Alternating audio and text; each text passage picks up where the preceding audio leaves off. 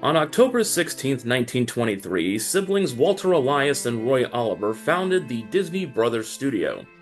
Over 100 years later, after decades of films, theme park attractions, merchandising, TV shows, cruise lines, media acquisitions, merchandising, technological developments, licensing agreements, and merchandising, the Walt Disney Company has grown to become one of the largest media conglomerates in existence. If there's a piece of pop culture you love, there's a good chance Disney has their hand in it. From Star Wars and Marvel to the Fox, ABC, and ESPN networks, not to mention all their associated streaming services. But it all started with what remains to this day the company's strongest asset, animation. Beginning with Mickey Mouse and Steamboat Willie and moving on to the Silly Symphony series before debuting the first ever feature-length animated film, Disney has dominated the art form from the word go. So, with the company having completed its centennial celebration with the release of Wish, and beginning its second century by having Moana 2 and Zootopia 2 usher in a new era of sequels, I figured now was as good a time as any to take a look back at every Disney animated feature and rank them from worst to best. Now, we've got a lot to get to, but before we do, let's go over a couple of ground rules. For starters, I am only concerning myself with the official canon of what is now called Walt Disney Animation Studios.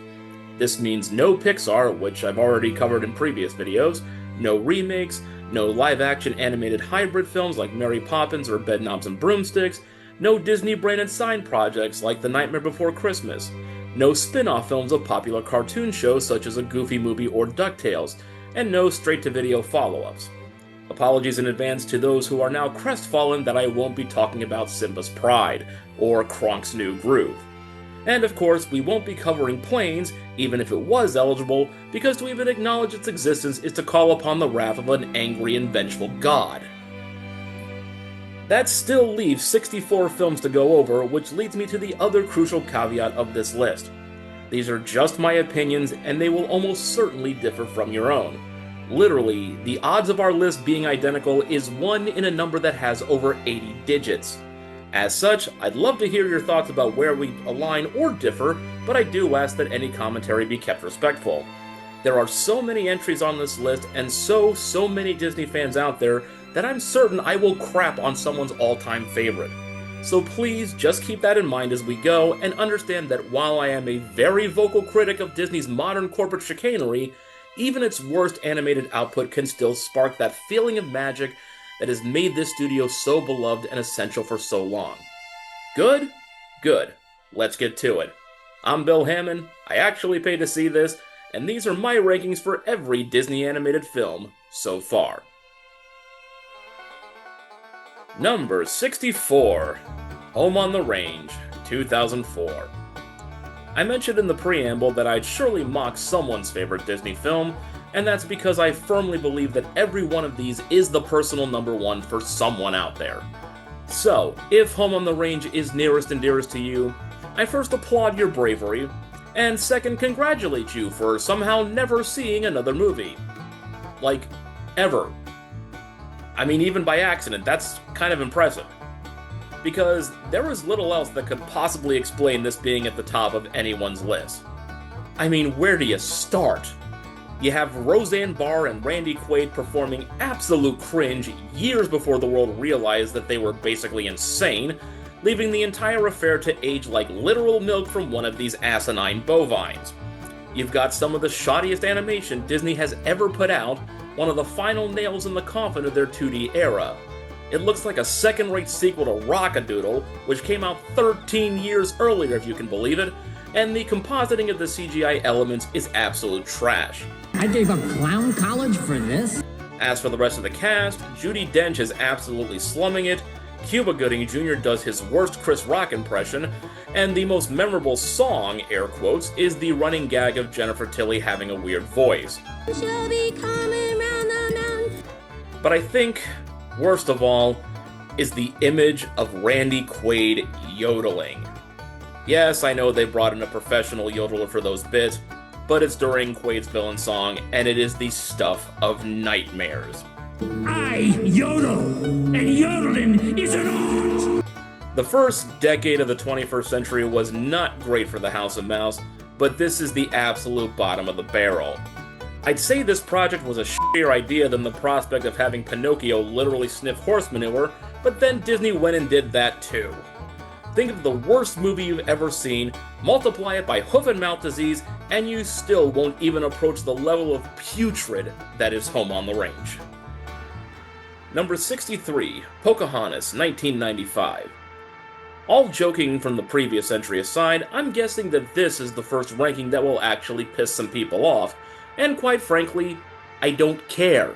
Because Pocahontas genuinely sucks ass! This was never a good movie. The history is more whitewashed than Aunt Polly's frickin' fence, at times more racist than films from decades prior. You could write some of the cultural insensitivity off for those older works because of the time they were made, but this was the 90s. There was no excuse. Even the inclusion of native actors and consultants feels more like pandering than an actual effort at cultural exploration. Further, Mel Gibson's fake American while trying to be British accent is all over the place. Christian Bale kills a guy but doesn't even have the decency to play hip to be square while doing it. This dog is an asshole, and this is coming from a guy who loves puppies to an irrational degree, and I'm just gonna say it, Colors of the Wind is stupid. Wind never has a color, unless it's a particularly wet fart, which is an apt description of this movie. The overall message seems to be that all differences can be resolved as long as the hot girl is okay with a white guy still being in charge. Great. Given the current administration and its war on facts and education, this might end up becoming official US history curriculum at some point, but it doesn't fly with me or anyone with even the most basic critical thinking skills. Not even the dog and the raccoon can save this trash, and don't even get me started on horny tree grandma. Number 62, Chicken Little, 2005.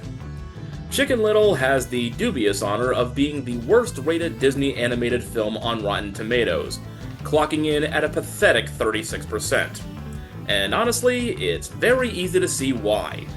Most of the 3D CGI animation looks cheap and unrendered, as if the entire budget was spent on the catalog soundtrack and licensing that one completely superfluous clip from Raiders of the Lost Ark. The bulk of the celebrity voice cast, including Zach Braff, Gary Marshall, Patrick Stewart, and Joan Cusack, are completely misused, and the fact that this was the last film role for Don Knotts is just heartbreaking. But really, when you come right down to it, this was a doomed project from the start, because while some shorter stories and fairy tales are stretched out to feature length, there's just not enough in this children's fable to justify an entire movie.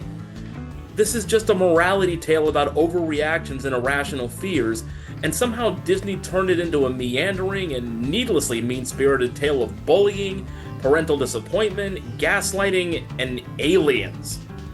I'm all for leaning into absurdity, but there has to be a point to it, and this has none. I mean, what the hell does baseball have to do with anything? Why are we okay with brainwashing a child to become a love interest just because they were a jerk-ass?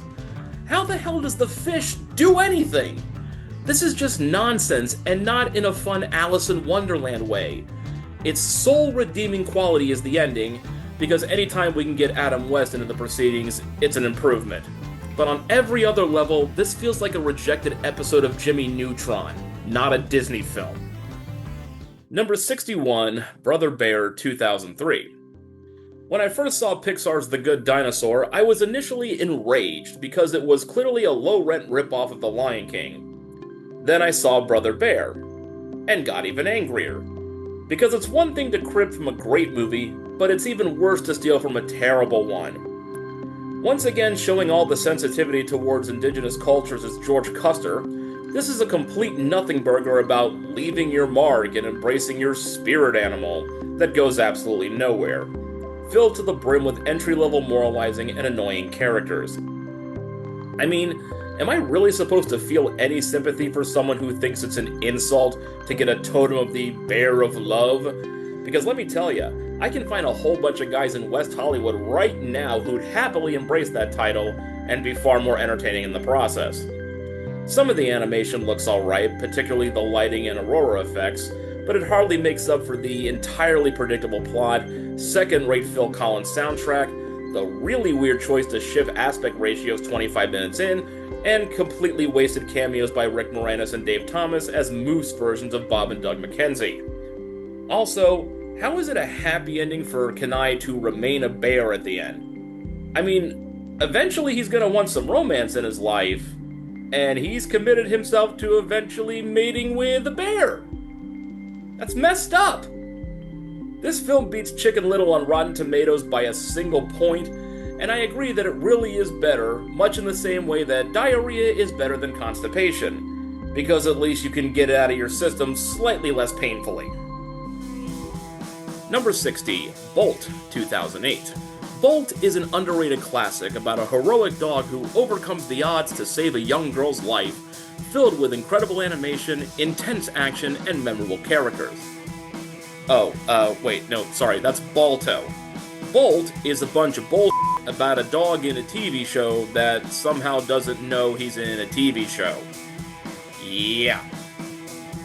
Look, the idea of an animal actor thinking it's really a hero isn't terrible on its face, but the execution was botched from beginning to end. Never mind the sheer impossibility of filming a show in such a way that the titular canine won't realize what's going on, which is already stupid because A, it presumes that they think he can have an illusion to be shattered, and B, the complex action sequences would have to be done in one take, both of which require the viewer to have a superhuman ability to suspend disbelief. The real reason this fails is because they never establish why Bolt believes it's all real. They go straight from his adoption to 5 years later and the show, glossing over everything in between. That's a huge gap where Penny would have to raise him like a normal dog, get cast on the program, and create some sort of bridging experience so that the poor pooch would have to believe that she's in danger. Meaning they'd have to actually put her in some kind of manufactured barrel to trigger that response. That's messed up on a lot of levels if you think about it for more than a few seconds, and it's never addressed. From there, it's just a tired road trip movie featuring a cat no one cares about, and a hamster who becomes annoying very quickly. Add in some of the more cringeworthy duets in cinema history between Miley Cyrus and John Travolta during the credits, and you've got something that stinks more than Rhino's ball after a week of not cleaning it out. It's fine for little kids and is ultimately harmless, but given that this went up against WALL-E at the Oscars, you can see how high the bar was set that year, and this came nowhere close. Number 59, The Aristocats, 1970. And now, please enjoy my terrible Gilbert Gottfried impression. Okay, here's a joke for you. A man goes into a talent agency and says, "Boy, do I have a family act for you." The agent asks, "What's it about?" So the man says, "Picture this. Some rich pussy gets kidnapped because some old bat wants to leave all her money to her pussies instead of her put-upon servant.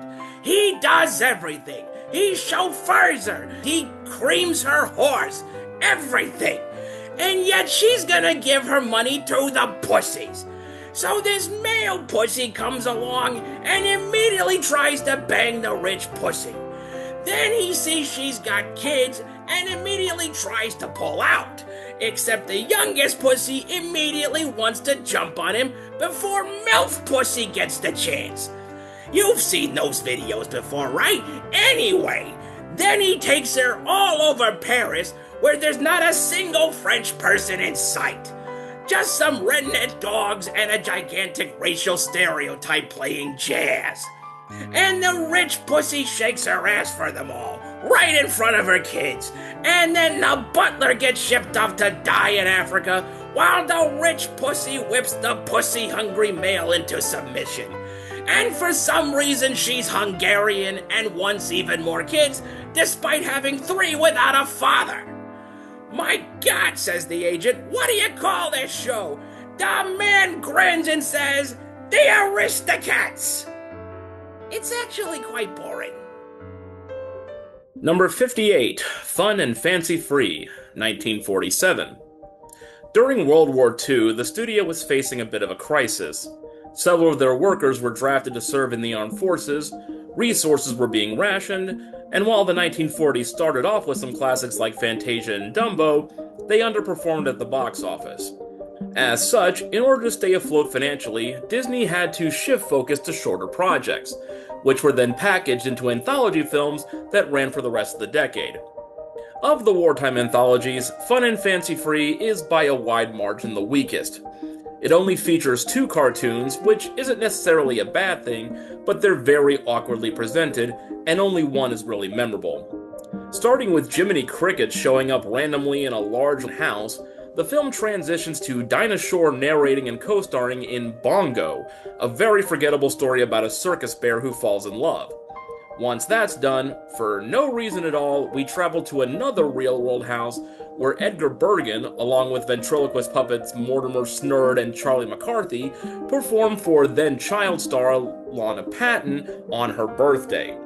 Bergen then delivers Mickey and the Beanstalk, which thankfully does have a lasting legacy to this day, but that's really the only good element of this entire entry.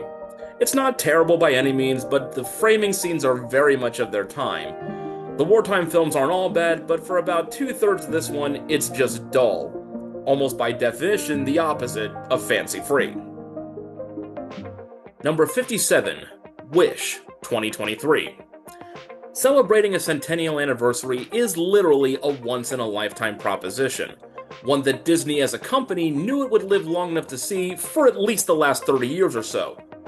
So it's truly baffling how the studio botched this momentous occasion so spectacularly with Wish, which was just a masterclass in how to fail an easy assignment.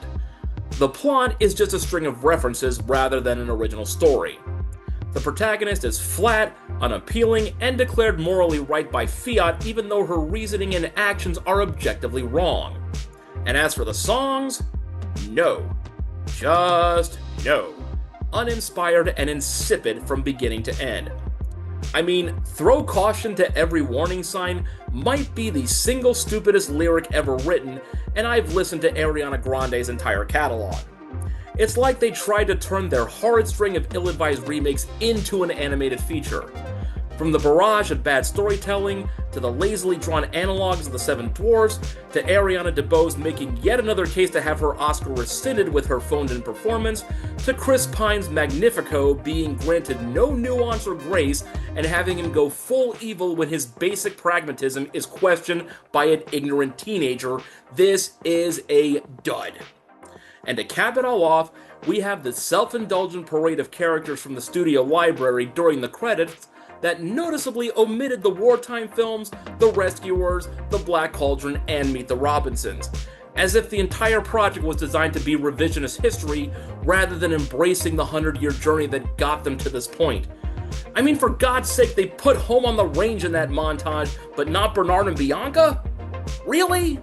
For reasons known but to the flying spaghetti monster, Disney decided to mark this milestone with what amounts to a half-assed origin story for When You Wish Upon a Star, and Alan Tudyk doing his Clayface voice for an idiotic talking goat. This should have been the culmination of a century of high art. Instead, it was a movie that was more about reminding audience that Disney once made Snow White, rather than making a movie worthy of it. Like a chocolate cake filled with Dookie, Wish made for one seriously crappy birthday. Number 56, Strange World, 2022. As Disney approached the century mark, the animated output was something of a mixed bag. There were some great films, some serviceable sequels, and then there was Strange World. An absolutely dazzling film to look at, the picture sadly lost all credibility the moment the characters opened their mouths.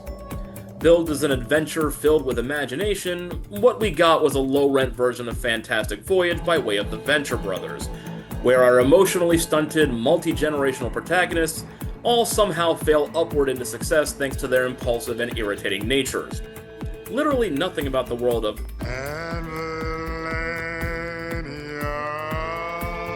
Avalonia makes any sense, and every story development is delivered on a silver platter by Deus Ex Machinas.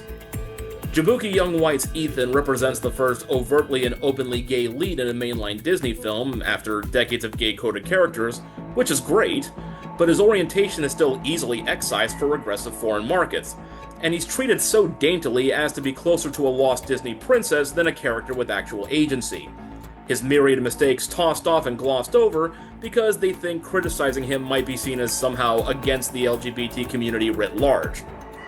The big twist that their whole world is on top of and inside a giant turtle could have been epic, so long as you've never played Xenoblade Chronicles or any similar game, and you can ignore the fact that by going into a large pit at the rear of the animal to start the quest, technically the entire adventure begins by plunging directly into a butthole. Number 55, Meet the Robinsons, 2007. Like Chicken Little, the best thing about Meet the Robinsons is the fact that Adam West is in the cast. Unlike Chicken Little, there are at least a few other things worth recommending. Let me be absolutely clear, this is not a good movie, but there are at least parts of it that don't make me want to actively scoop out my own eyes with an AIDS-infected melon baller. The time travel story is interesting, if illogical. The characters are memorable for reasons other than being plasticine nightmare fuel. There are a few solid gags. The T-Rex that can kinda talk is pretty hilarious, as is the family food fight. And the film is one of the few kiddie flicks that depicts an orphanage as something other than an absolute hellscape. The story has no idea what it's doing, and the twists are incredibly predictable, but you can see how it could have worked with a couple more rewrites. The voice cast, made up of comedy legends like Harlan Williams and Nicole Sullivan, definitely knows how to deliver the material, even in the weaker moments. There aren't many bad films in the Disney animated canon, but among them, I'd argue Meet the Robinsons showed the most potential, even though almost none of it was properly realized. Number 54, Saludos Amigos, 1943. The first of the wartime anthologies, Saludos Amigos was created as a form of goodwill propaganda between the US and Latin America, particularly the countries that had strong ties to Nazi Germany. Part of Franklin Roosevelt's Good Neighbor policy, the film was funded through guaranteed government loans so that statewide audiences could learn more about the cultures of Central and South America. It was a noble effort, especially considering such an attempt would get people deported under the current administration, but the overall content of the film is largely forgettable. The live-action documentary footage of Disney animators touring the area and learning about various traditions and modern similarities is honestly kind of inspiring, but the animated sequences leave a bit to be desired. Goofy stars in a pandering segment where he learns how to be a gaucho, and there's a fairly pedestrian sequence about a Chilean airplane named Pedro flying through dangerous Andean environments. But really, the only truly memorable thing about the film involves the segments featuring Donald Duck.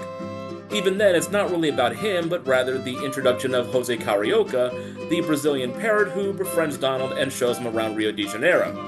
Carioca would become something of a popular character, showing up again in future anthology films and becoming something of a long-lost friend to Donald who pops up in various other media. In the end, Saludos Amigos accomplished its goal of cultural awareness during World War II, but several other entries surpassed it with ease. Number 53, Mulan, 1998. Whoo boy, I can feel the hatred coming for me on this one, but I'm ready for it. I will say up front that I don't hate Mulan as a film. It's perfectly fine and competently made. It just did very little for me personally, probably because I saw it for the first time in my early 30s rather than when it came out. The heroine has a wonderful personality, unlike her live-action remake counterpart, and her journey is believable because she's a flawed novice who makes mistakes and learns as she goes, unlike her live-action remake counterpart. Also, Ming-Na Wen gives an excellent vocal performance. I absolutely love Mulan's personal story. It's everything on the periphery that bogs the movie down. Mushu is funny, but he's out of place and overused. Shan Yu is an excellently drawn villain, but his menace is completely within his design rather than his actions. The sidekick soldiers are less companions than they are one-note gags that never land. Also, there's a very strange irony about having Harvey Fierstein of all people sing about a girl worth fighting for. It's right up there with Donny Osmond belting out how he'll make a man out of them. Dude, I've seen your family specials. You ain't doing sh**. Really, apart from Reflection, none of the songs are all that great. From where I sit, Mulan the person is incredible. Mulan the movie is incredibly overrated. And now, to piss off every Rick and Morty fan in 3, 2, 1. The Szechuan sauce is the most bland garbage I have ever put in my mouth. I have accidentally swallowed insects that had a better flavor profile. I'm honestly amazed at the engineering that had to take place to turn a pencil eraser into an edible semi-liquid condiment, and even more so that they made it look like see-through diarrhea by barely coloring the corn syrup. You people really spent years obsessing over this sludge? Seriously? The hell is wrong with you? I'd rather dip my nuggets in battery acid. You people have wasted your lives. Number 52, The Princess and the Frog, 2009. The penultimate hand-drawn entry in the studio's canon, The Princess and the Frog served as something of a throwback to classic Disney, while also breaking new ground by giving audiences its first, and thus far only, black princess. There are some decent elements, particularly Keith David as Dr. Facilier, one of the cooler and more underrated villains of the modern era. There's also some fun to be had with the likes of Mama Odie and Ray the Firefly. And I like that the film is willing to explore racial inequities in the South without being overly preachy. But there are also several flaws, like the simplistic plot, Prince Naveen being an absolute jerkass yet still somehow convincing Tiana to fall for him, and the jazz alligator that's a straight ripoff from All Dogs Go to Heaven. Like the running gag about frog juices being not slime but mucus, you can see that it's not objectively terrible, but what we ended up with isn't markedly better. All that said, I could forgive every shortfall and give the film a full-throated endorsement were it not for one unavoidable disaster. Ugh, Lottie. Oh, I need the bee's knees. Every second she's on screen is excruciating. From her shrill voice to her elitist ignorance and sense of entitlement, to the hyperactive level of energy on par with a 5-year-old mainlining pure sugar, her presence is a constant form of torture that sends shivers down my ballsack. There's extra, there's take it down a notch, there's for the love of God please shut up, there's Nicolas Cage on a bender, and then there's Lottie. It's ironic that this love story revolves around people turned into frogs because she makes Miss Piggy seem well-adjusted and humble. On the whole, you can see where this could have been a classic and launched a revival of the 2D hand-drawn style. Instead, like its main ballad, the best you can say is that the film is almost there, but not quite. Also, for whatever it's worth, I've been terrified of frogs for pretty much my entire life, so this film had no chance. Do with that information what you will. Number 51, Tarzan, 1999. Tarzan isn't an awful film, but more than practically any other movie on this list, it's a product of its time.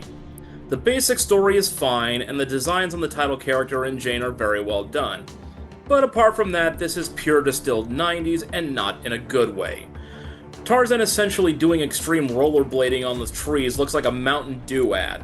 The inclusion of Rosie O'Donnell because her talk show was popular at the time was the worst kind of pandering. Her scat numbers' constant banging feels like being repeatedly pelted with blunt objects. And of course, there's Phil Collins. To be clear, I like his music. My first real concert was a Genesis show. But this soundtrack is 100% schmaltz. It's better than the schlock he crapped out for Brother Bear, but so is a full-body Cavity Search. All of the songs are mindlessly generic, designed to sound good on pop radio first and be relevant to the actual flick second. As such, it has almost no impact on the story. It's background noise, nothing more. The fact that Collins won the Oscar over the stupendous, show-stopping Blame Canada from South Park remains one of the most egregious misfires in Academy history. Seriously, play the two together and see how they honestly stack up.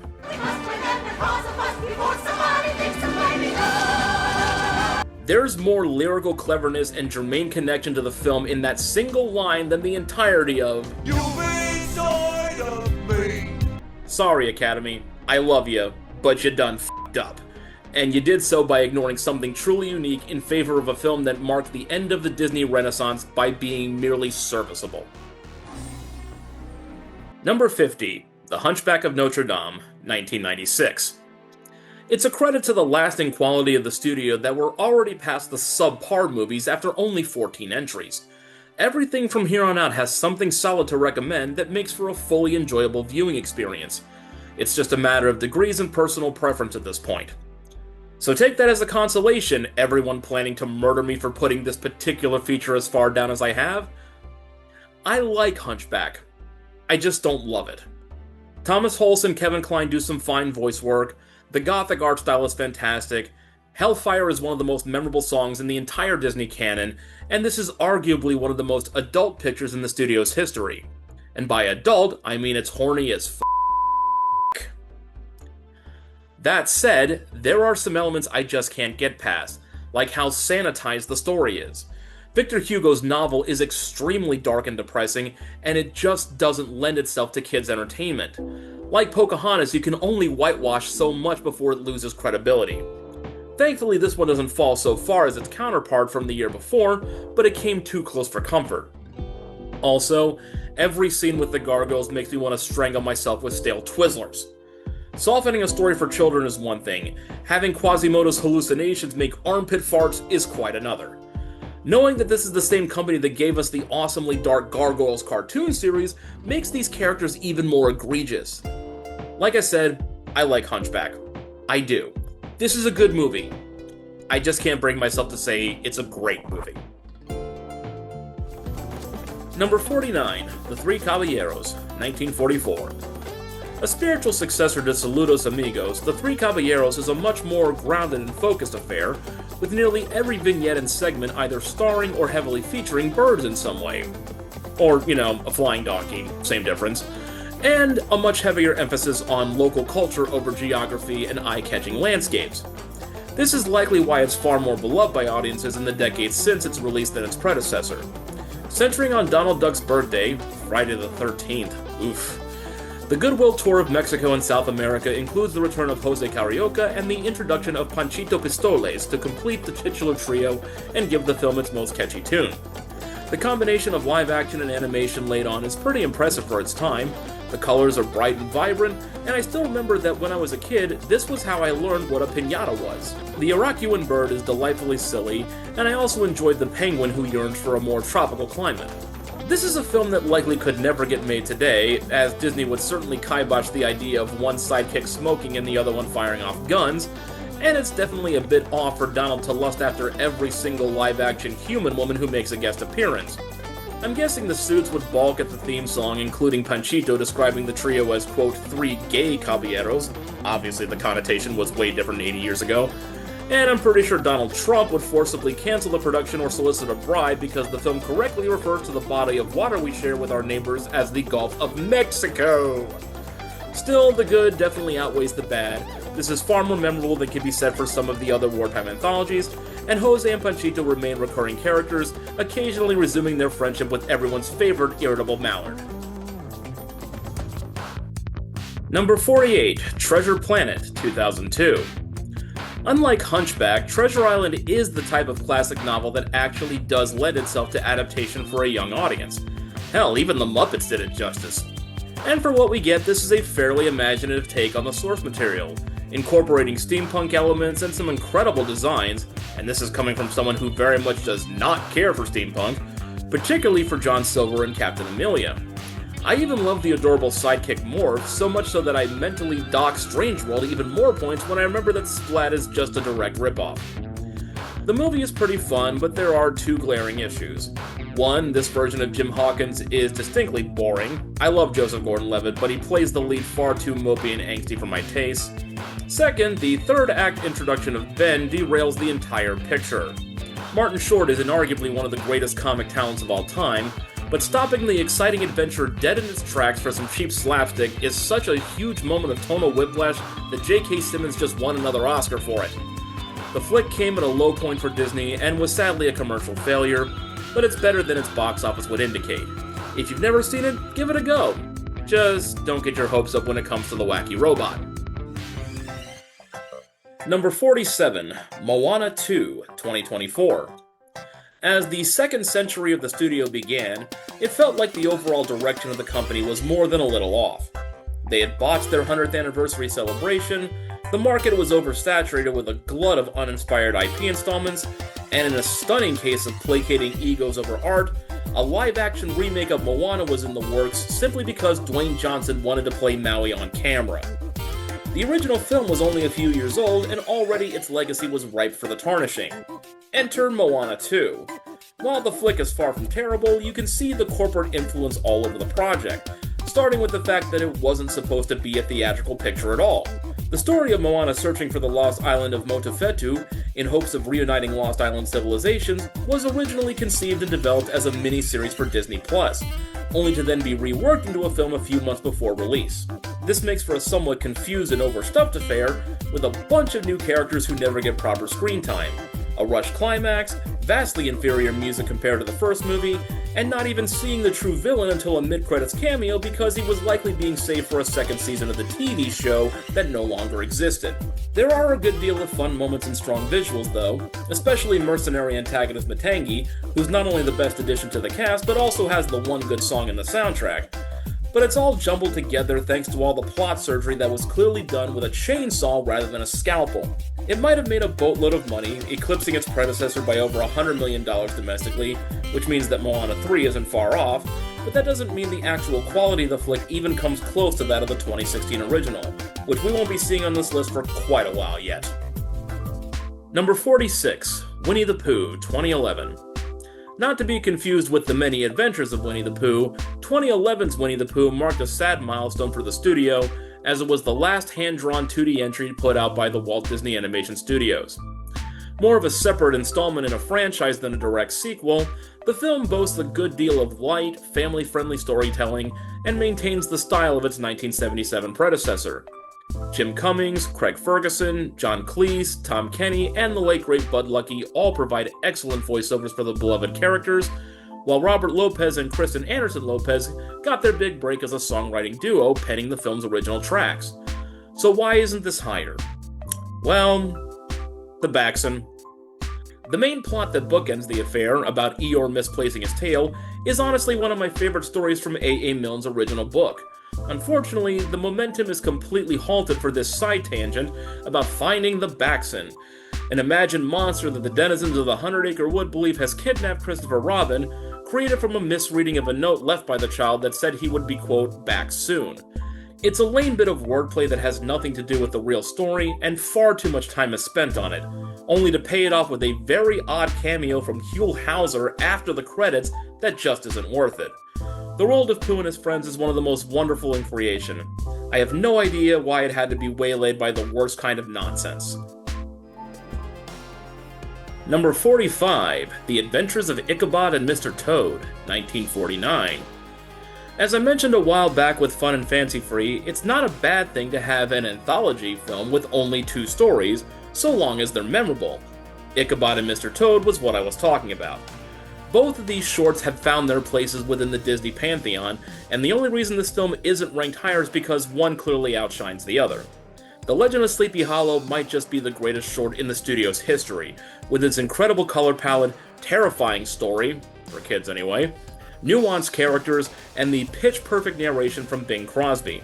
It's one of the best dark cartoons ever made, especially when you consider the downer ending and the fact that the 3 main players in what begins as a love triangle, Ichabod, Katrina, and Brom, are all kinda dicks.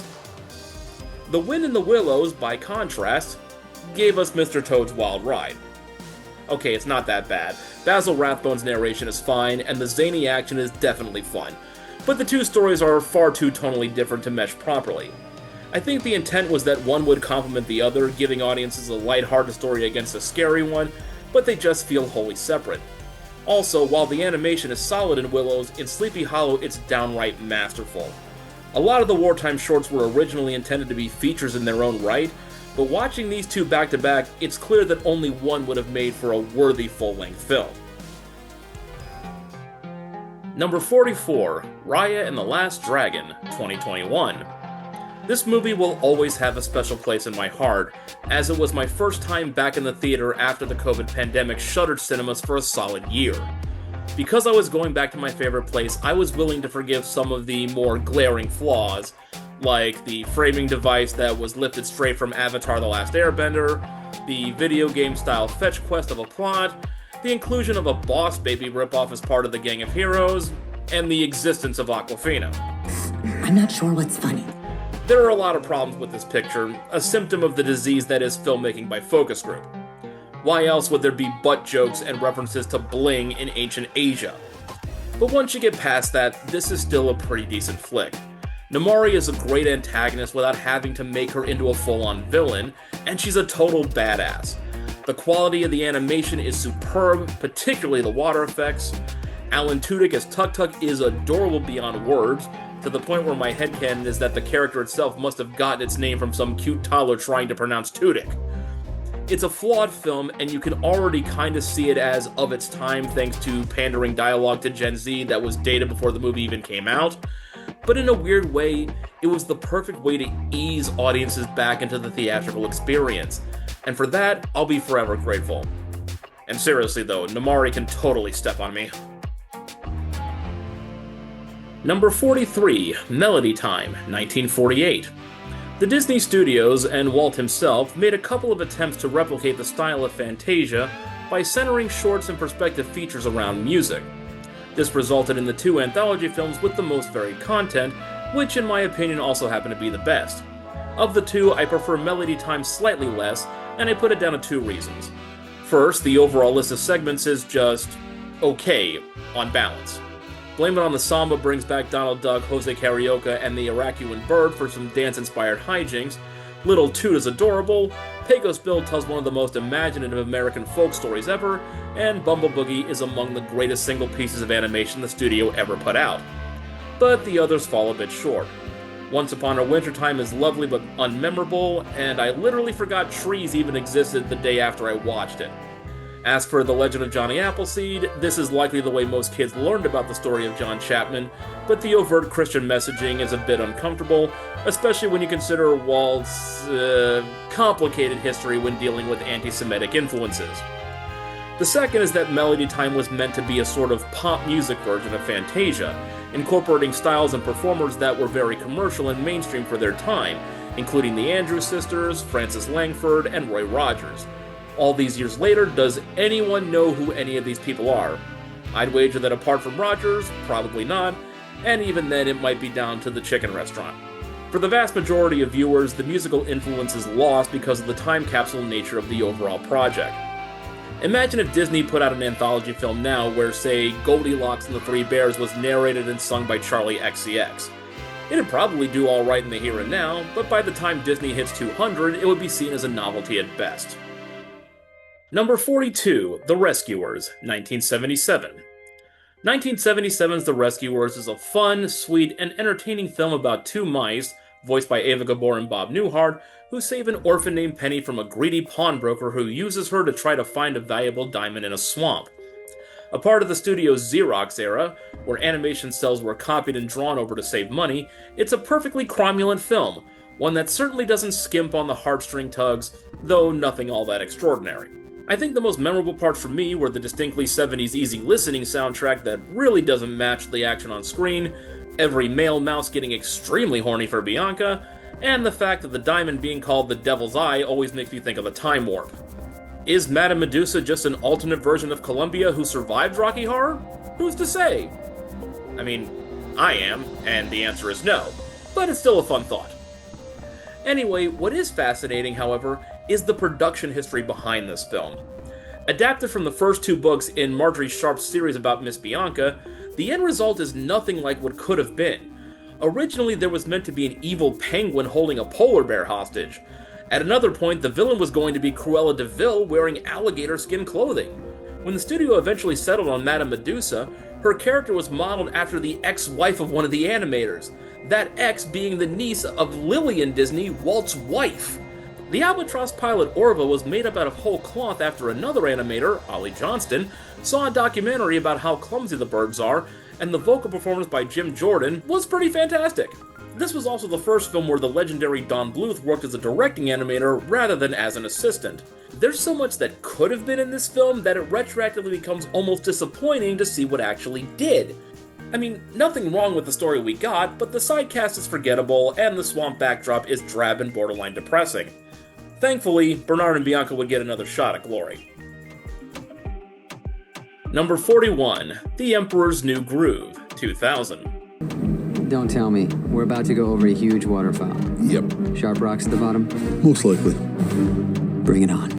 This is far from a great film, but it survives in the cultural zeitgeist for two key reasons. The first is that, unlike many other entries on this list, The Emperor's New Groove is fully committed to being a straight-up shtick fest. The actual story of an ancient emperor being turned into a llama and learning the error of his ways while trying to regain his human form basically doesn't matter. Only the absolute onslaught of jokes. Before this, only Aladdin and Hercules had really tested the waters of pure comedy, and even those still stuck to the larger formulas of epic adventure and romance plots. Here, it's nothing but laughs, and it hasn't been truly attempted since, probably because it lost to Dude, Where's My Car on its opening weekend. The movie still made back its budget and then some, but yeah, that's gotta hurt. Second, obviously, is the voice cast. David Spade's sarcastic quips are perfect for the character of Kuzco as a whiny, entitled brat. John Goodman is solid as always, and of course, there's Eartha Kitt and Patrick Warburton as Yzma and Kronk. The two play off each other immaculately, with every harebrained scheme and visual gag hitting perfectly. There are perhaps a few better paired baddies in the Disney canon, maybe Hook and Smee, Jafar and Iago, or Gaston and LeFou, but none can compare with the sheer hilarity these two display in every scene with their respective deliveries. They were so good that Kronk got his own video spin-off sequel a few years later. This is arguably the least essential fable in Disney's arsenal, but it's also probably the funniest. Number 40. Atlantis, The Lost Empire, 2001. One of the most ambitious films from the end of Disney's 2D era, Atlantis the Lost Empire was unfortunately not a success with critics or audiences, earning a woeful 48% rating on Rotten Tomatoes and only grossing $84 million domestically against a $100 million budget. But you know, I think this movie is pretty good. Yeah, that's what I meant. In all seriousness, though, you'd be hard-pressed to find a Disney heroine more overtly sexual than Kida. Sure, there are many beauties, including one whose name literally means beauty, but they don't flaunt their good looks or delight in mildly rivaled flirting. Kida does. Back in 1988, a lot of young viewers had their personal awakenings when they saw Jessica Rabbit for the first time. I wouldn't be surprised if, 13 years later, a fair few more had that same experience. And that's before we even get to the secondary antagonist and femme fatale Helga, or any of the other alluring characters. I sleep in the nude. Hey, you do you, I don't judge. As for the rest of the movie, the visuals are pretty stunning for the time, filling the quest to find the lost underground civilization with some very impressive designs. Cree Summer and Michael J. Fox do excellent voice work, as does the late great Leonard Nimoy as Kida's father. The rest of the group, not so much. I can never get past Don Novello doing Father Guido Sarducci enough to take Vinny seriously as a sidekick, and while James Garner was fine as Rourke, the villain's design was basically Clayton from Tarzan with gray hair and no mustache, ending any possible mystery as to where the story was going. Seriously, there are scenes where they look almost identical. I can see why this didn't really resonate with critics or audiences, but on the visuals alone you should give it a chance. And thanks to the more adult nature of some members of the cast, it's that rare entry that actually earns its PG rating. Number 39, Zootopia 2, 2025. With Disney firmly in its era of IP milking and mass-produced sequels, it was inevitable that Zootopia would see a follow-up after its Oscar-winning success. Zootopia 2 came roaring and hissing into theaters in 2025, and quickly became Disney's highest-grossing animated film. The new installment is filled to the brim with more plot, more characters, and more gags than one would think possible given how much content was stuffed into the original. However, as we've often learned, more is not always necessarily better. While the film is certainly enjoyable thanks to the continued exploration of Judy Hopps and Nick Wilde's platonic love, the expansion of the world building with the titular animal Metropolis, and the addition of the very charming Gary DeSnake, there were a lot of points where the movie just felt overstuffed. There were too many new faces and celebrity cameos to keep track of, most of whom the younger viewers wouldn't even recognize, more signage jokes than a Simpsons marathon, with many of them not landing, and Disney sort of fell victim to some cell phones in the overall plot. The betrayal of Paubert was telegraphed from the beginning and completed with an actual acknowledgement that we're just repeating the same story beats as the last movie. The idea of the city's centennial celebration being based on a lie is a very odd meta point to make given how much the studio fouled up its own 100th anniversary. Revealing Zootopia to essentially be an apartheid state is a choice, especially given current world affairs. And then, of course, there's Nibbles, the latest in a very odd trend in recent years where movies have made conspiracy theorists into heroes, which if you've paid attention to, well, anything going on in the US and around the world in the 2020s, you know is most definitely not a thing. Plus, her whole bub exchange just felt like a lazy version of the dude scene from Basketball, and when I'm referencing that as a superior bit of comedy, you know you're in trouble. This was a good movie, don't get me wrong, but more so than any recent Disney sequel, you can tell where it could have been a lot better. And arguably it should have been. Number 38, The Many Adventures of Winnie the Pooh, 1977. There's something to be said about the age-old adage of leaving the audience wanting more. The Many Adventures of Winnie the Pooh is a textbook example. A compilation of 3 previously released shorts, the makeshift anthology provides just the right amount of silly fun and adventure for kids and families. Winnie the Pooh and the Honey Tree gives us a charming look at the stuffed bear's lovable foibles. Winnie the Pooh and the Blustery Day fleshes out the many denizens of the 100-acre wood and gives us the immortal Heffalumps and Woozles psychedelic nightmare fuel. And of course, Winnie the Pooh and Tigger 2 gives us a full examination of everyone's favorite bouncing tiger. At a crisp 75 minutes, the film accomplishes everything it sets out to do, while also priming audiences for more content. A 4th short, Winnie the Pooh and a Day for Eeyore, was added to home video releases, and of course we've gotten a whole franchise of films, including the 2011 animated side story in the years since. But none of these entries has ever really lived up to the simple innocence of the original. This is why you leave them wanting more, rather than just overloading them with more. Number 37, Tangled, 2010. I said earlier that we haven't gotten a pure slapstick Disney movie since The Emperor's New Groove, but Tangled probably came the closest. The basic Rapunzel story is there, and Mother Gothel makes for an excellent antagonist. Mother Knows Best is an all-timer of a villain song, but what makes the film memorable is the sense of comedy. Flynn Rider and Maximus the Horse have an almost Laurel and Hardy-like dynamic. Rapunzel herself has this adorably misplaced assertiveness that almost always results in a laugh, and the various subversions of fairy tale tropes, like the bar full of intimidating groups who all have hearts of gold, serves as a preview for the strong writing that would show up a lot and be perfected over the rest of the decade in Disney's output. I'd wager the filmmakers took several cues from the likes of The Princess Bride. The only thing that's truly boring or uninspired here is the straightforward nature of the fairy tale itself, mostly because it lends itself to far too many plot holes. Why did the king and queen just send up lanterns for their daughter rather than conducting a thorough search? Why would Mother Gothel imprison Rapunzel in a tower where she can see those lanterns? And why wouldn't she just lie and tell her that her birthday's on a different day so that she's not as curious about them? How did Gothel know what song to sing to activate the magic hair flower powers? If you're playing this all as one long gag, we can forgive the inconsistencies. But since the movie plays it straight, it just makes those inconsistencies more glaring. It's still a really fun flick, and I'll never not laugh at Flynn getting hit with a frying pan. But you can see along the margins where this could have easily gone into the Disney pantheon, and it just doesn't quite get there. Number 36, Big Hero 6, 2014.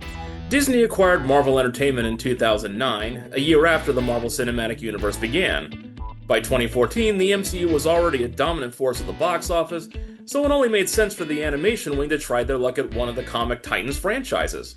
Enter Big Hero 6, loosely based on the series created by Man of Action, the same team behind Ben 10, a popular property in its own right that sent kids on larger-than-life sci-fi adventures. The film has all the earmarks of great comic book films of the time, including spectacular action sequences, pithy humor, tragic sacrifices, a surprise twist villain who isn't all that surprising, and a gratuitous Stan Lee cameo. At the center of it all is Baymax, the lovable, squishy, inflatable robot designed as a one-stop shop for personal medical care.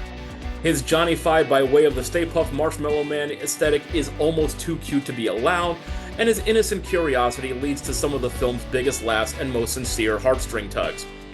Between him and the design of the hybrid city of San Francisco, you've already got enough awesomeness to see why it won the Oscar for Animated Feature, but the film hasn't really lived up to its initial hype. In the decades since its release, it's become something of an "oh yeah, that exists" installment, due in large part to the very comic tropes it employed when the MCU was at the height of its powers. Its legacy also includes 3 spin-off series on Disney Channel and Disney+, engaging in what is largely considered the worst of Marvel's leitmotif of audience commoditization. Still, for what it is, it's an enjoyable, funny, and heartfelt bit of action. Also, I'll just say it, Go-Go's hot. Ant Cast 2. Don't at me. That's what the idiot kids say, right? Number 35, Dinosaur 2000. The advent of 3D CGI animation had a lot of bumps in the road, but purely from the standpoint of the art style, Dinosaur was one of the first true successes.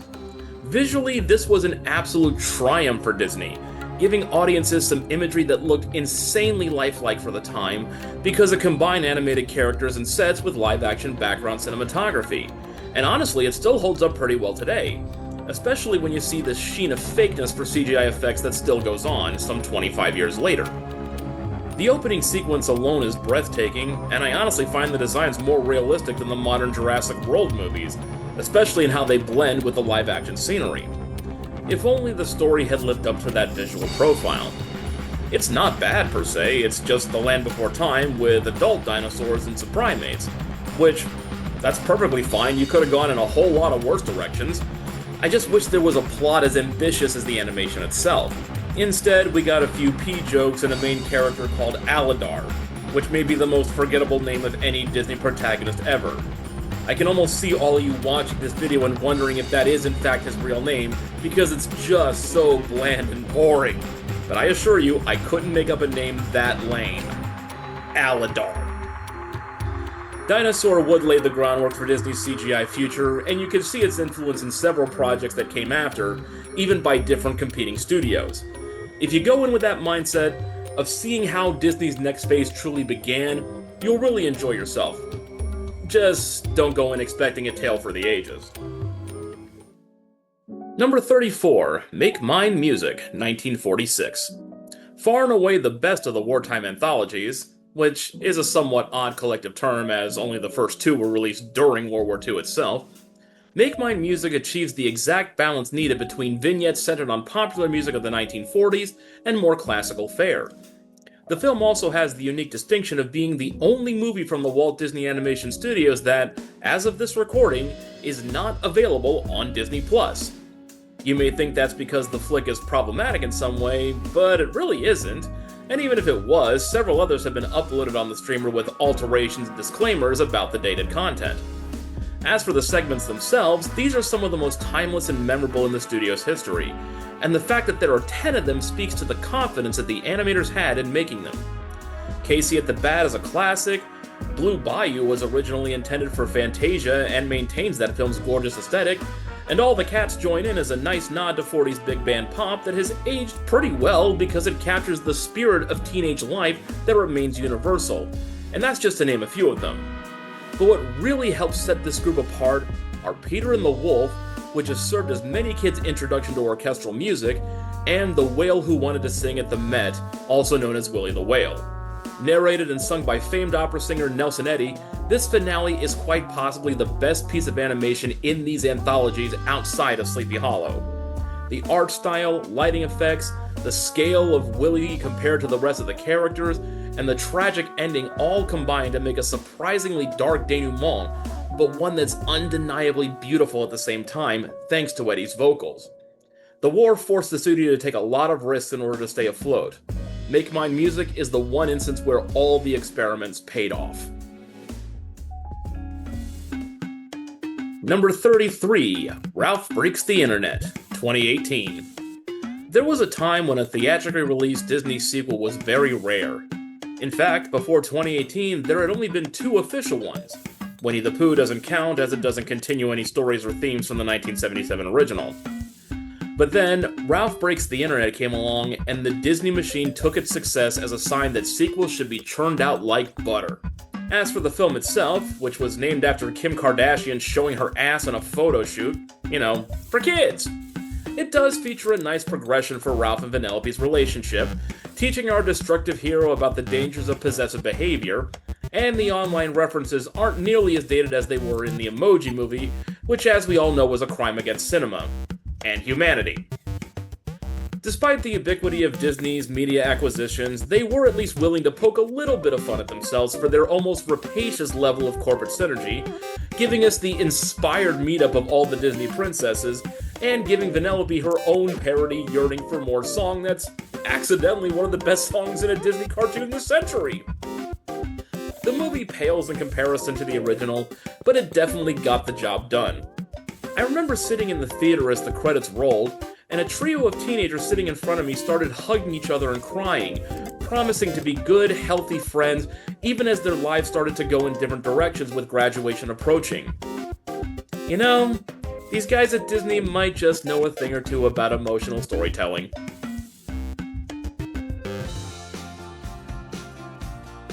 Number 32, Oliver & Company, 1988. Just like Treasure Planet, Oliver & Company earns points for uniqueness just in the way that it spins a classic novel into a completely different context. In this case, telling the story of Oliver Twist through a stray cat trying to survive the urban jungle of New York City. Sykes is one of the more underrated Disney villains. I love how New York is essentially its own character, and this is one of the few Disney films that truly illustrates the pure love between good people and their pets. The whole thing is a massively creative take on the source material, even though it plays things a bit too safely when it comes to the darker aspects of the plot, with the notable and somewhat gruesome exception of Sykes' demise. People cite Clayton from Tarzan as having the most graphic villain death, but last I checked, Clayton didn't blow up in a fiery train crash explosion. There's not much else to nitpick here, though as much as I adore Cheech Marin and Bette Midler, I will concede that we didn't need a side plot about a chihuahua trying to woo a poodle. The film was a box office success, but a critical failure, which might explain why it didn't get a home video release until 1996. And as Disney stories go, it is pretty basic, so I can see why people might not rate it too highly. For me though, there's one reason why I'll always put it on when I'm feeling blue. Billy f***ing Joel. Why should I worry? Why should I care? Damn, that's the good stuff! I've been a fan of Joel's for my entire life, and as musician roles in animated films are concerned, Dodger is still the standard by which I judge all others. I'm dancing in my seat as I record this, playing that soundtrack over and over in my head. How do you not love it? Number 31, The Black Cauldron, 1985. Perhaps the most divisive film in the Disney library, it only seems appropriate to slot The Black Cauldron right here in the middle of the pack. It's developed a cult following over the years as the film that almost killed the studio due to its fraught production history and abysmal box office returns. I mean, it lost to the Care Bears movie on its first weekend, even though that one had already been out for months.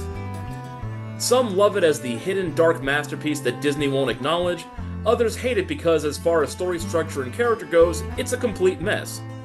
As for me, I love it because it's a complete mess. Based on the Chronicles of Prydain book series, which is itself inspired by Welsh folklore, the characters have very confusing names, including leads Taran, Princess Eilonwy, and Minstrel Fluter Flum. Seriously, look how that's spelled. It looks like I typed it out while sneezing. Then you have the plot that just jumps from one conflict to another, based on the skeletal Horn King, a very underrated John Hurt, wanting to seize the titular pod in order to raise an army of the dead. The imagery is so scary that allegedly in test screenings, little kids ran out of the room screaming, leading Jeffrey Katzenberg to demand a full 12 minutes be cut from the final version. You have to respect how ballsy that attempt to freak the kiddies out is, even if you don't particularly like it.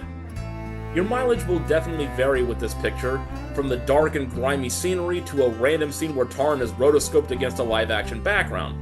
But really, your enjoyment will come down to one thing. How long can you stand Gurgi? I for one adore him, mostly because the first time I heard his voice, it immediately became my headcanon that Andy Serkis must have used it for inspiration when he was coming up with Gollum's voice. Great Prince, give poor starving Gurgi munchings and crunchings. master's my friend. Poor Goody will never see his friend again. Who hates nasty hobbitses? Pretty lady come too? Two big fat hobbits. It ruins it. Goody come. It's goddamn uncanny. The Black Cauldron is definitely the black sheep of the studio, to the point where they barely admit it exists, but that's why I find it so fascinating. This is a good but not great film that came out of a process where just about everything that could go wrong did, but it was also the catalyst for major changes at Disney that eventually brought on its fabled renaissance, so it can't be all bad. It's something of a disaster, but it's an entertaining and endearing one. Number 30, Zootopia, 2016. In a lot of ways, Zootopia broke new ground for Disney.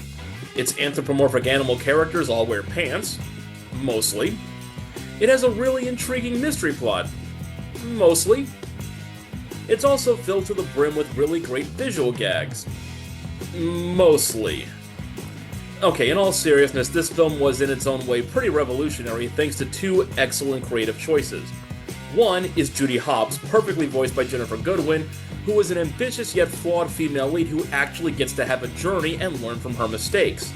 This leads to the second superlative, the fact that, despite this being a fictitious world filled with talking animals, the story is the most grounded and realistic of any modern Disney fable, emphasizing the importance of perseverance in the face of adversity while also accepting your limitations and not living in a fantasy world. It's a fantastic message that the film gets across really well. Again, mostly. Life isn't some cartoon musical where you sing a little song and your insipid dreams magically come true. So let it go. Things do get a bit jumbled at times, especially when it comes to the mixed metaphors of race and discrimination. This is sadly what happens when you have 7 credited writers. And just on a personal level, I can never fully endorse any project that makes Jenny Slate into a villain rather than worshipping her as the goddess she is. Still, it's a massively fun, Disney-fied look at the buddy cop comedy. Jason Bateman and Idris Elba do great voice work. The references are clever instead of cloying. Mostly.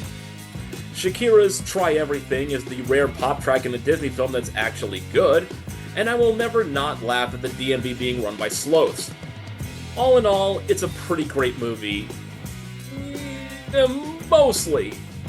And not just because Judy and Nick likely ushered in a whole new generation of furries.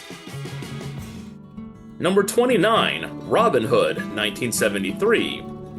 Speaking of furries, Hunchback of Notre Dame might be the horniest film in the Disney canon, but 1973's Robin Hood might be the most unintentionally so. Don't believe me? Then ask yourself one question. Have you watched it as an adult? There is so much innuendo in this picture that it's downright amazing that it's considered appropriate for children. You're never around when I need you! Will you, let me loosen that belt? You have a very loud sound. And don't stick your tongue out at me, kid. Be gone, long one. My dear, I suspect you favor the gangly youth. That's what you call pulling it back and letting it go. Release the royal fingers. Not so hard, you mean thing. Get out of that if you can. Coming. Yes. Considered a bit too run-of-the-mill by critics at the time, and sometimes docked for being one of the more egregious entries when it comes to recycled shots and Xeroxing, the story is still a straightforward and delightfully silly adventure, strangely aided by the fact that half the cast talks like we're in a Western. And it's very likely the way that most kids since the 70s have been introduced to the legendary hero. And if nothing else, we have this movie to thank for one of the world's first viral memes. How, you may ask? Well, all it took was a simple introductory track over the opening credits,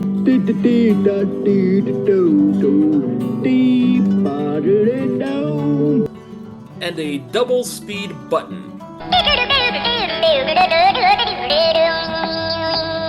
Did I just blow your mind?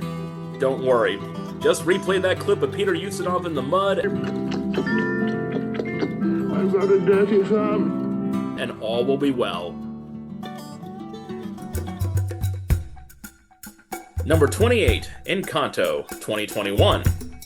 A lot can be made of the seeming shift over the last decade and a half to turning Walt Disney Animation Studios and Pixar into sequel factories. It makes it all the more shocking and refreshing when a project comes out that truly feels original and daring, which is just what Encanto is.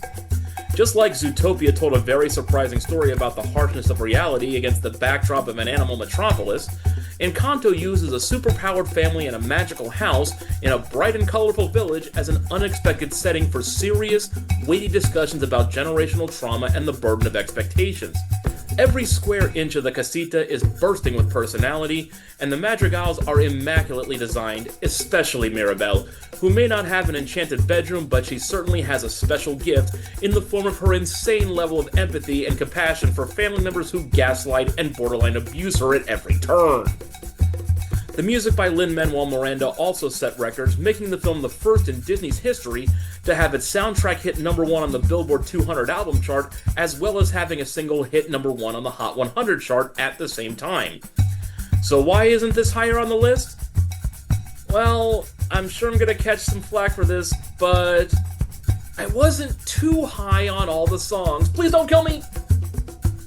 Don't get me wrong. They're good, and a couple of them, like Dos Oruguitas and Surface Pressure, are genuinely great. It's just that I cared more about what the characters were doing rather than what they were singing most of the time, and that made some of the tracks feel like distractions. Creative and well-choreographed distractions certainly, but distractions all the same. Also, while I'm usually fine with ambiguous endings, I didn't like this one. Give Mirabelle a damn door! She solved all the problems and got the house rebuilt, just give her a freaking door! Even if it's just to her own non-magical room rather than the nursery! I still adore the film overall, but like I said all the way back at Hunchback 20 spots ago, it's all a matter of degrees at this stage, and I just like the rest of the films on this list a bit more here and there for different reasons. Okay, I think that's everything on this entry, right? Nothing else I need to talk about? Nope. Moving on! Number 27, Hercules, 1997. In my mind, there are 5 instances where a Disney villain and their voice actor are inextricably linked, creating an instant highlight for the film. The first one on my list was really a duo, the partnership between Eartha Kitt and Patrick Warburton as Yzma and Kronk. The next one we come across is in 1997's Hercules, where James Woods does one of the best voiceover performances of all time as Hades. In the real world, Woods has said a lot of stuff that I find absolutely abhorrent and at times downright evil. But in this cartoonish form, him being the Lord of the Underworld is, oddly enough, a match made in heaven. His delivery and comic presence are undeniably incredible, and being an immortal, he presents a legitimate threat because he can only be stymied, not killed. As for the rest of the film, it's fine. I love Meg, and the Muses turning the classical Greek chorus into a soulful gospel group is inspired. It's a lot of fun, though the rest is fairly run-of-the-mill. Tate Donovan is alright as Herc, Danny DeVito is Danny DeVito. Having Rip Torn play Zeus makes me feel like the entire movie is some ancient side mission that Zed's running for the Men in Black, and having Paul Schaefer as Hermes is a choice. The music is fairly generic as well. The Gospel Truth is an all-timer, but Go the Distance is entry-level pop, evidenced by Michael Bolton doing the radio cover, and everything else is fairly forgettable.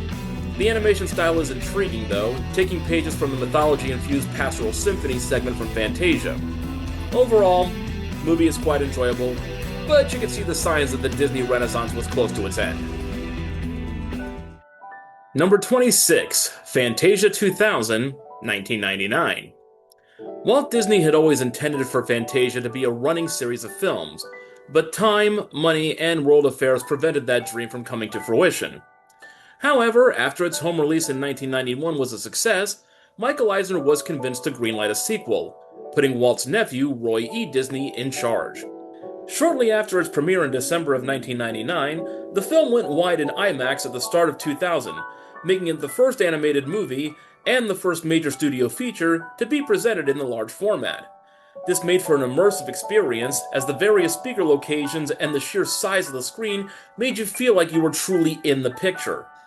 The problem is that, while the segments are mostly good, they're just not all that memorable. In fact, The Sorcerer's Apprentice was repurposed into this picture, so only 7 of the 8 numbers were new. Also, while the original had Leopold Stokowski conducting in silhouette, this time the company trotted out a host of celebrities in live-action interstitials that just felt tacked on. All that said, the Al Hirschfeld-inspired animation for Rhapsody in Blue would easily stand with any of the sections of the original Fantasia. The forest sprite from the Firebird suite feels like it's straight out of a Studio Ghibli film, and while using pomp and circumstance for a Noah's Ark story is just weird, casting Donald Duck as a frustrated Noah will never not be funny. It was a noble attempt to continue one of the better parts of Walt's legacy, and it's clear that the structure works if they ever want to try again, especially as music education continues to dwindle in this country. Number 25, The Fox and the Hound, 1981. What do Kurt Russell and Corey Feldman have in common? You know, other than their top-tier singing careers. We can't go on together with suspicious minds. Just when you think it's all over. They both played the lovable Copper in The Fox and the Hound. Doesn't that just feel weird? Anyway, one of Disney's more underrated skills as a studio was coming out with animated films that were just purely about innocence and friendship, chiefly among animals. The Fox and the Hound may be the most comforting and easily enjoyable of these pictures. The companionship between the puppy Copper and the kit Todd, despite their respective natural boundaries, as Big Mama notes in song, is endearing and adorable in the extreme, which is quite the accomplishment seeing as how the movie pulls a Bambi's mom right at the beginning. It just puts a smile on your face to watch them grow and eventually come to an understanding, in spite of their instincts and ingrained roles.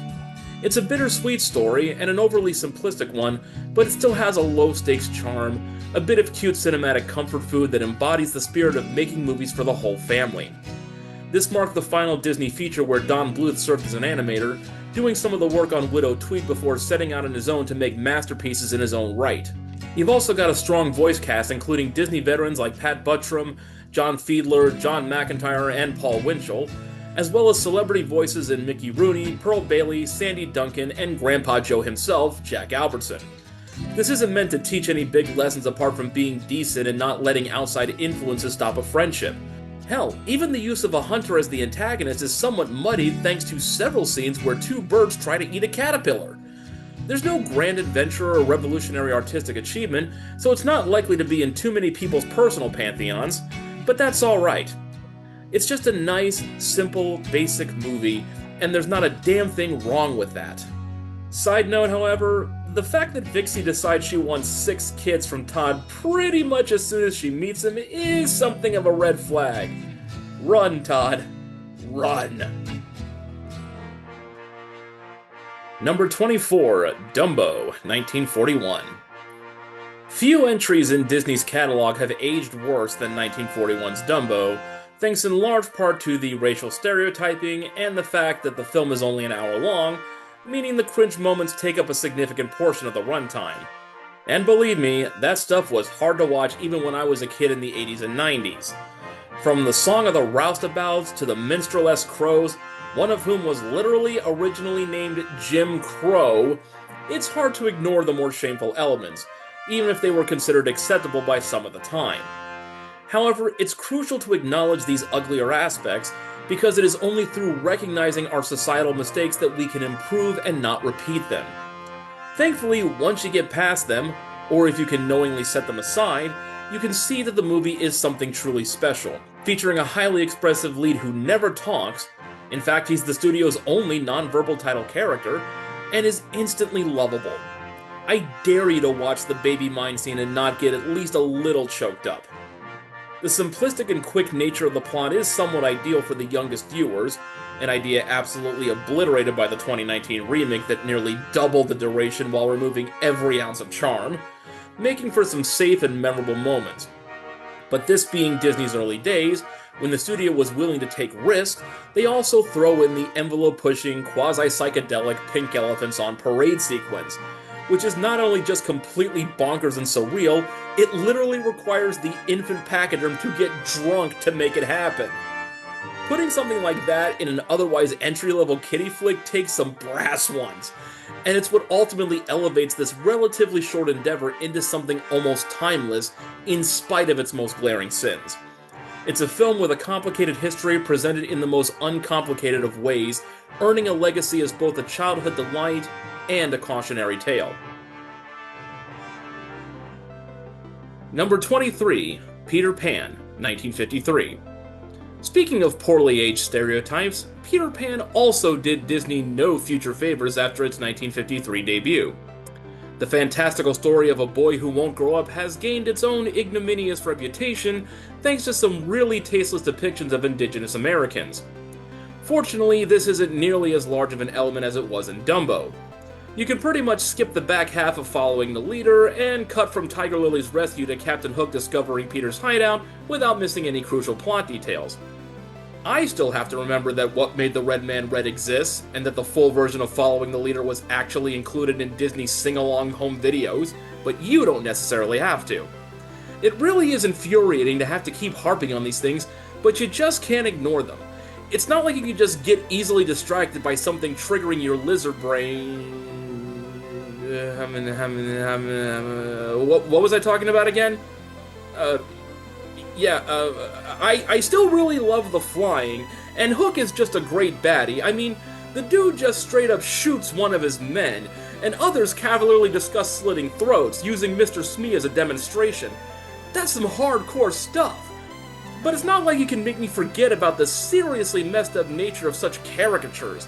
It honestly makes Pocahontas even worse in retrospect, because over 40 years later they only changed the native's appearance without addressing the key biases that,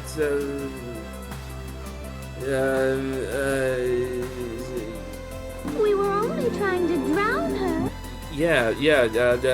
Drowning, good, fun. The crocodile, yes, the crocodile. What a fantastic depiction with the ticking clock mechanic. And the dog is cute too. What the hell is going on with me? It's like I've reverted to being a teenager again. I guess it's a good thing Peter never grows up. Imagine if he ever hit puberty with all that stuff going on around him. I feel like there should be a name for such a condition. Anyway, despite its clear flaws, the movie is still pretty magical. Number 22, Moana, 2016. In 2014, Pixar put out what many consider to be its weakest short film, Lava, about living volcanic islands set to Polynesian and Hawaiian rhythms. 2 years later, Pixar's parent company released Moana, a feature that's basically Lava if it didn't suck. Featuring some of the most vibrant animation of Disney's 3D CGI output, the film boasts dazzling water effects, mesmerizing neon colors, and a firm balance of realistic and absurd character designs. It also boasts a tremendous voice cast, including then-newcomer Ali Cravalho in the title role, Dwayne Johnson, Jermaine Clement, Rachel House, Alan Tudyk, and Nicole Scherzinger. The story is a fairly standard seafaring adventure, but it has fun in all the right places to let the characters develop organically, including a nice runner about Moana herself denying that she's a princess, only to be named an official Disney princess after the fact, which of course was always the marketing intent. Lin-Manuel Miranda's original songs are absolutely fantastic, leaning on the rich cultural history of the oceanic peoples to inform everything from classic ballads to fabulous production pieces, aided by some really excellent vocal performances. For the most part. What can I say except you're welcome? The movie is a bit overinflated thanks to Maui's third act Han Solo routine, and sometimes the best character is the flippin' chicken, but in the end this was the better Disney film for 2016, even though it lost the Oscar to Zootopia.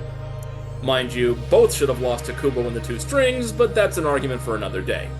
Given that its 2024 sequel was somewhat underwhelming due to it being a converted Disney Plus show, the studio's second century might be off to a bit of a rocky start, but the original is always there to remind you that they know the way. Number 21, Cinderella, 1950. Even though the fairy tale princess angle is an automatic association whenever you think of Disney, it really didn't become a thing until the Renaissance of the late 80s and early 90s. Before then, there were just three, and they came about several years apart.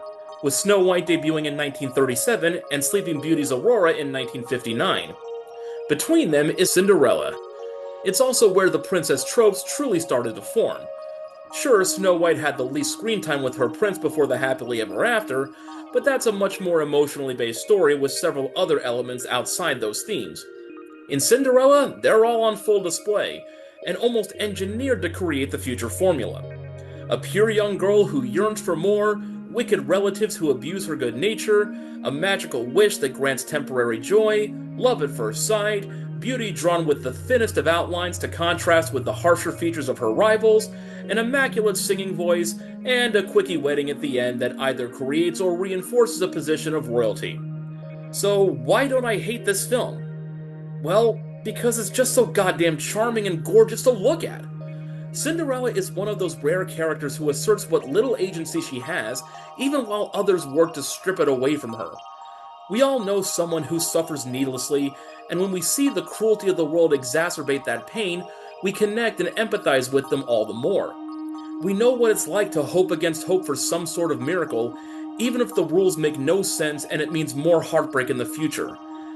It's the catharsis that matters most, and trite elements aside, Cinderella provides exactly that. Also, the mice are funny as hell, Lady Tremaine and the stepsisters are excellently malicious villains, and we get the slightest hint of side boob when Cinderella bathes. Put it together and what have you got? Bibbidi bobbidi brilliance. I'm so sorry for that joke. Number 20, The Rescuers Down Under, 1990. The only sequel on this list that improves on its forebear, The Rescuers Down Under is an often overlooked entry in the Disney Renaissance, despite being the first theatrically released follow-up in the studio's history. Coming just a year after The Little Mermaid began the resurgence, this new adventure sees Bernard and Bianca flying to Australia to save a boy and an endangered golden eagle from a mad poacher voiced impeccably by George C. Scott. The first film to be completely digitally animated, the visuals are incredible for the time, realizing the full potential of the technology after experimenting with it in the 80s. From the scenes of Cody riding on Marahute's back, to the opening shot dashing through the outback as the title rushes towards the screen, the use of computer animation gave audiences a never-before-seen sense of immersive 3D while still being within a completely 2D environment. I mean, just compare this fast-paced beginning with the original Rescuers film, where the opening credits play out over what look like underwhelming still paintings with rudimentary zoom effects. We also see our main duo as more focused and developed characters this time, which is kind of amazing seeing as how they don't even enter the picture until after the 15-minute mark. Things start with a clever insight into how the Rescue Aid Society's infrastructure works, before pivoting to a rather charming B-plot where Bernard wants to propose to Bianca, but in pure sitcom fashion gets stymied at every turn. This latter bit is a gimmick that would be one-upped by another Disney sequel down the road, but the whole sequence helps to firmly establish the feelings Bernard and Bianca have for each other, and show that their relationship has truly grown in the 13 years since their first mission, both personally and professionally, and without having to indulge Bernard's previous triskaidekaphobia. It's a shame that this wasn't the massive hit that other Disney films of the 90s were, because it surpasses the original Rescuers at pretty much every turn. The animation is spectacular, the colors are brighter and more eye-catching, the storytelling is more crisp and includes a timely lesson for kids about environmental conservation, the characters are much better defined, including the Crocodile Dundee-esque Jake, and the stakes feel much more relatable than just a greedy woman hunting for diamonds in the swamp. If you've never seen it, you owe it to yourself to check it out, if nothing else than for the thrilling and darkly funny climax. This was also the movie that introduced me to wombats, for which I will be forever grateful. I mean, look at these things! They're so freaking adorable! And they poop in cubes! How awesome is that? Number 19, The Little Mermaid, 1989. After years of sluggish box office returns, the departure of Don Bluth, and threats to the studio's continued existence, Disney Animation was in sore need of an overhaul. Enter Michael Eisner, who, along with Jeffrey Katzenberg, Frank Wells, and Roy E. Disney, began an aggressive strategy of greenlighting films on a staggered basis, with the goal of releasing something every year, each one offering either something new in terms of animation technology and storytelling, or returning to previous form when it came to musical integration and more complex characters, especially the villains. The Little Mermaid was the first salvo in this new era, and it was an instant hit. With eye-popping animation, a captivating lead, and some of the best music ever written for the screen at the time, there was no doubt that the company was back on the right track. Sure, there are things to nitpick, like the instant, almost stalkerish attraction Ariel has to Eric, or the fact that she's kind of an impulsive brat who risks her own life and those of her entire kingdom on a whim, or the way the movie sexualizes a 16-year-old. But you know what? Despite her flaws, maybe even because of them, Ariel is a compelling character, allowed to make mistakes, which has been sorely missing from the studio's female leads of late. She's also one of the most active and expressive princesses in the Disney lineup, a necessary and endearing aspect of her character, seeing as how she has to communicate non-verbally for half the picture. Apart from that, we have actual lessons learned when King Triton sees Eric stand up to save Ariel, making him reconsider his previous prejudices. Sebastian is a ton of fun in his musical numbers, from the highly creative and upbeat Under the Sea to the slapstick antics of René Auberjonois trying to kill him in Les Poissons. And of course, this just speaks for itself. Come on, you poor unfortunate soul! Go ahead, make your choice. I've mentioned before that some Disney villains and their voice actors are just joined for all time. Pat Carroll as Ursula is easily one of the greatest. She absolutely oozes personality with every second she's on screen, and she has arguably the best villain song in existence. As great as the overall film is, without her, I doubt the Disney Renaissance even happens. Like many of its best works, The Little Mermaid allowed Disney to once again innovate the film industry and show how animation evolves as an art form, and everyone watching in the theater back in '89 knew this was the start of something big. Number 18, The Sword in the Stone, 1963. I've mentioned a few times in this list how Disney films helped to introduce young viewers to classic literature. Hunchback, Robin Hood, Treasure Island, they've all been given this treatment. But of the whole lot, I think Sword in the Stone is the best of these access point stories, most likely the first exposure kids have to Arthurian legend. The quality animation isn't the best, what with this being part of the Xerox era of studio cost cutting, and it is a bit distraction to hear Wart's voice change pitch from scene to scene, because actor Ricky Sorensen was going through puberty and replacements had to be brought in. That big fish almost swallowed me. He was a monster. The biggest fish I ever saw. But setting that aside, this is a delightful madcap adventure, oddly suitable for the open-ended nature of medieval lore. Merlin is a fantastic character, as is Archimedes the Owl. There's a good deal of pathos and empathy throughout, and this is the first Disney animated feature with songs written by the incomparable Sherman Brothers. It also has a vivid visual profile in spite of the limits placed on the animation itself. The wizard's duel between Merlin and Mad Madam Mim is one of the most creative sequences in Disney history. Wart's transformative lessons are equal parts insightful and silly, and the poor girl squirrel getting her heart broken is one of the most out-of-nowhere sad moments I've ever seen. Seriously, this crushed me as a kid. I'm not saying she was my gateway furry, that'll always be Gadget, but the playfulness with which she instantly falls for Wart is probably what started my lifelong love of feisty redheads.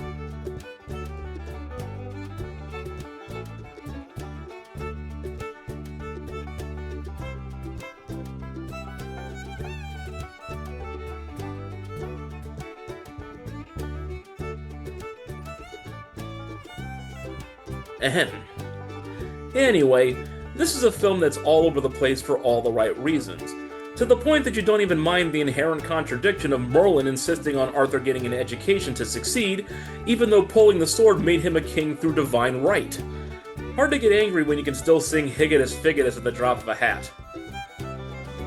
Number 17, Lady and the Tramp, 1955.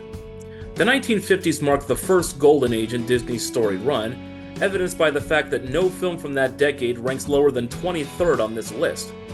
Perhaps the simplest and sweetest of the lot is Lady and the Tramp, a fairly straightforward tale of two dogs from very different backgrounds falling in love. There's an innocence to the characters which, when coupled with their perfect designs, makes them instantly lovable. I mean, come on, the Bella Notte scene alone is one of the most romantic scenes ever put to film, to the point that the couple's spaghetti kiss has become an indelible image when it comes to depicting the purest and most wonderful of emotions. In lesser hands, this literal puppy love would come off as naive and foolhardy, but because the animal cast is so well defined, it is instead incredibly pure and wholesome, a portrayal that's both safe and reliable. I don't recollect if I've ever mentioned old Reliable before. Mind you, this is all considering that the main love story doesn't really kick off until halfway through the film. The opening 40 minutes or so are devoted to an entirely different kind of love, the unconditional devotion Lady has to her humans, including the new baby. The songs may not always be at the forefront when we talk about the best Disney soundtracks, but they do leave a lasting impression thanks to the versatile vocal talents of Peggy Lee, who performed as both the Siamese cat and the lamenting stray singing He's a Tramp. The tune is so catchy that even having it set in a morose and deadly environment like a pound still feels peppy and uplifting. But seriously folks, adopt, don't shop. In 2002, the American Film Institute named Lady and the Tramp as one of the 100 greatest love stories in cinema history, one of only 2 animated movies on the list, and we'll get to the other one in a little while. It's not that hard to see why. Unique characters, idealized romance, fantastic music, and just the right amount of comic relief, it all comes together to make something that may seem dated today, but for the most impressionable viewers, it's a great lesson in learning to care about someone for who they are, rather than what they represent. Yes, even I have got it pretty bad. Number 16, Frozen 2, 2019. It was basically impossible for Disney to outdo the critical and commercial success of the original Frozen, but damn if they didn't give it everything they had. You can tell the studio tried a bit too hard to one-up the previous film, with songs like Into the Unknown feeling more like an attempt to replicate the phenomenon that was Let It Go than anything else, somewhat copping out on the ending by sparing Arendelle from the floodwaters, making the fire spirit into an adorable salamander available at your local toy store, and having Elsa evolve like a Pokemon into Ice Lady Gaga. But honestly, none of that bothered me all that much. The story is front-loaded to the point that the rock trolls are all but cut out of the picture, which may be a good or bad thing depending on your taste, and a little too much time is spent on Olaf trying to be unnecessary comic relief, but in the end I think it all balances out. For all the times our beloved Snowman's jokes fall flat, his reenactment bits are pure gold. The animation explores new territory in visually stunning ways, in particular Elsa's search for Ada Holland. In an age of rising global xenophobia, there's a sound message about the need to tear down walls rather than separate and isolate ourselves. There's basically no villain apart from the personal anxieties of the leads, who continue to get solid development, including making official what we've all known from the beginning, that Anna and Elsa are both queens. And Elsa is also a full-on goddess, in more ways than one. And I'll just say it, Lost in the Woods, Kristoff's completely out of left field 80s style power ballad about trying to propose to Anna is an absolutely bonkers bit of genius. It has no business being there, and I kinda love it for that. It's just so random and silly that you can't help but get swept up by its Peter Cetera inspired madness. My jaw was on the floor when this scene came up in the theater, but the more I watch it, the more I adore it, to the point that this is now one of my all-time favorite Disney songs. This film was never going to rise above its predecessor, but I'd argue it's easily the first sequel in Disney history to warrant a third installment, currently slated for 2027. Number 15, Lilo and Stitch, 2002. From here on out, it's the absolute cream of the crop, at least from where I sit. While not the best structured story in Disney's canon, Lilo and Stitch is easily one of the most beloved because of its simplicity and its emotional honesty. At first you think it's nothing more than a silly space cartoon, with an animation style not that far off from various Disney afternoon TV shows like DuckTales or Buzz Lightyear. I'd even say that if you just go by the first 5 minutes, this might even be a pure screwball comedy like The Emperor's New Groove. But very quickly you come to realize that this is so much more.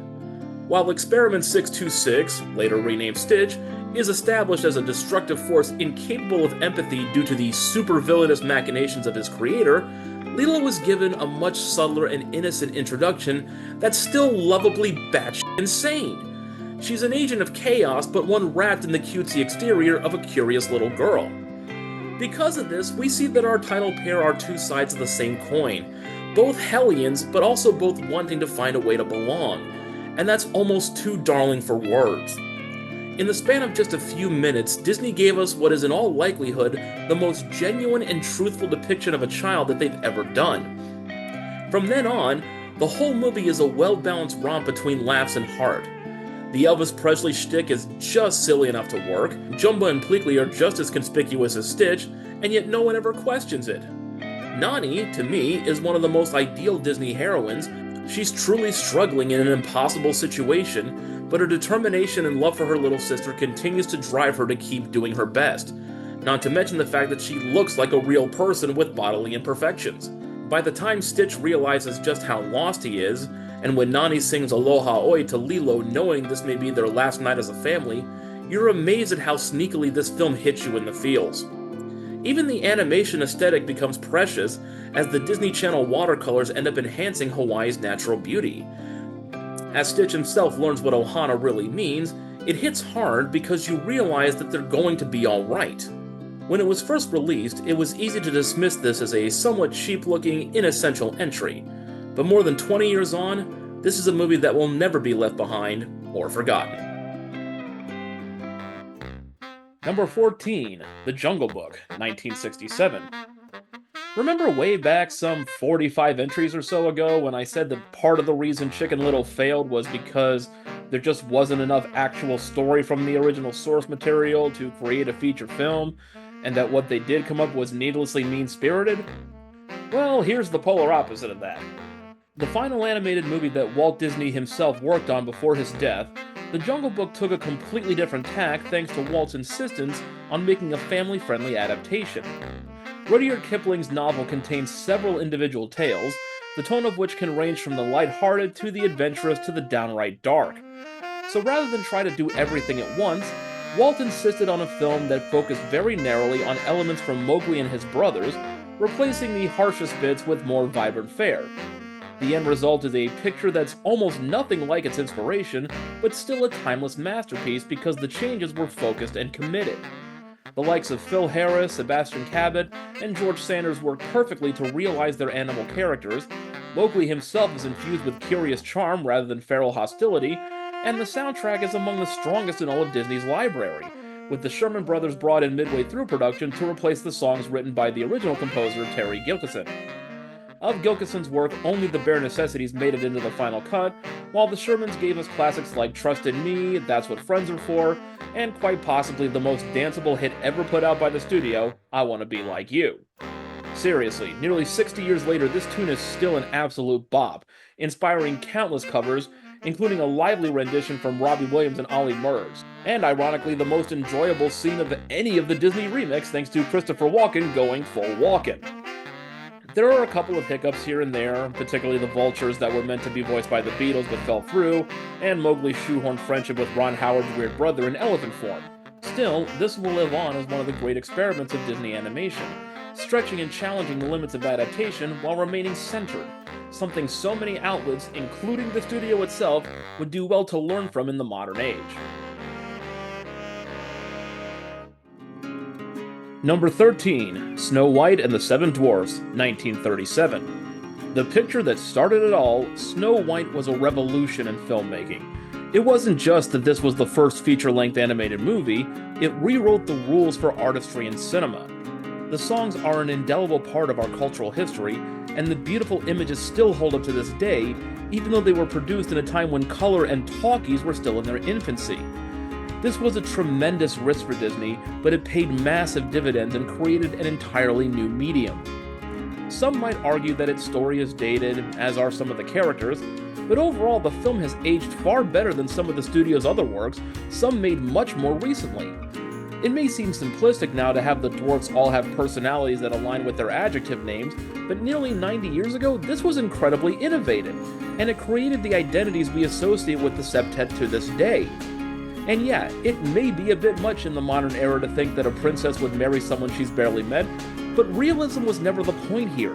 This is a fairy tale, a fantasy, and most importantly, a pristine example of emotional storytelling, where the sentiment of each moment matters far more than the internal logic of the plot. In that respect, this yarn is expertly spun, as the visuals convey the proper emotional state in every single scene, be they romantic, joyful, or scary. Snow White must always be appreciated for the ground it broke, and it's even more crucial to remember it in its proper context as an ambitious, almost dangerous leap forward in turning animation into a science, and film itself into the preeminent cultural art form of the 20th century and beyond.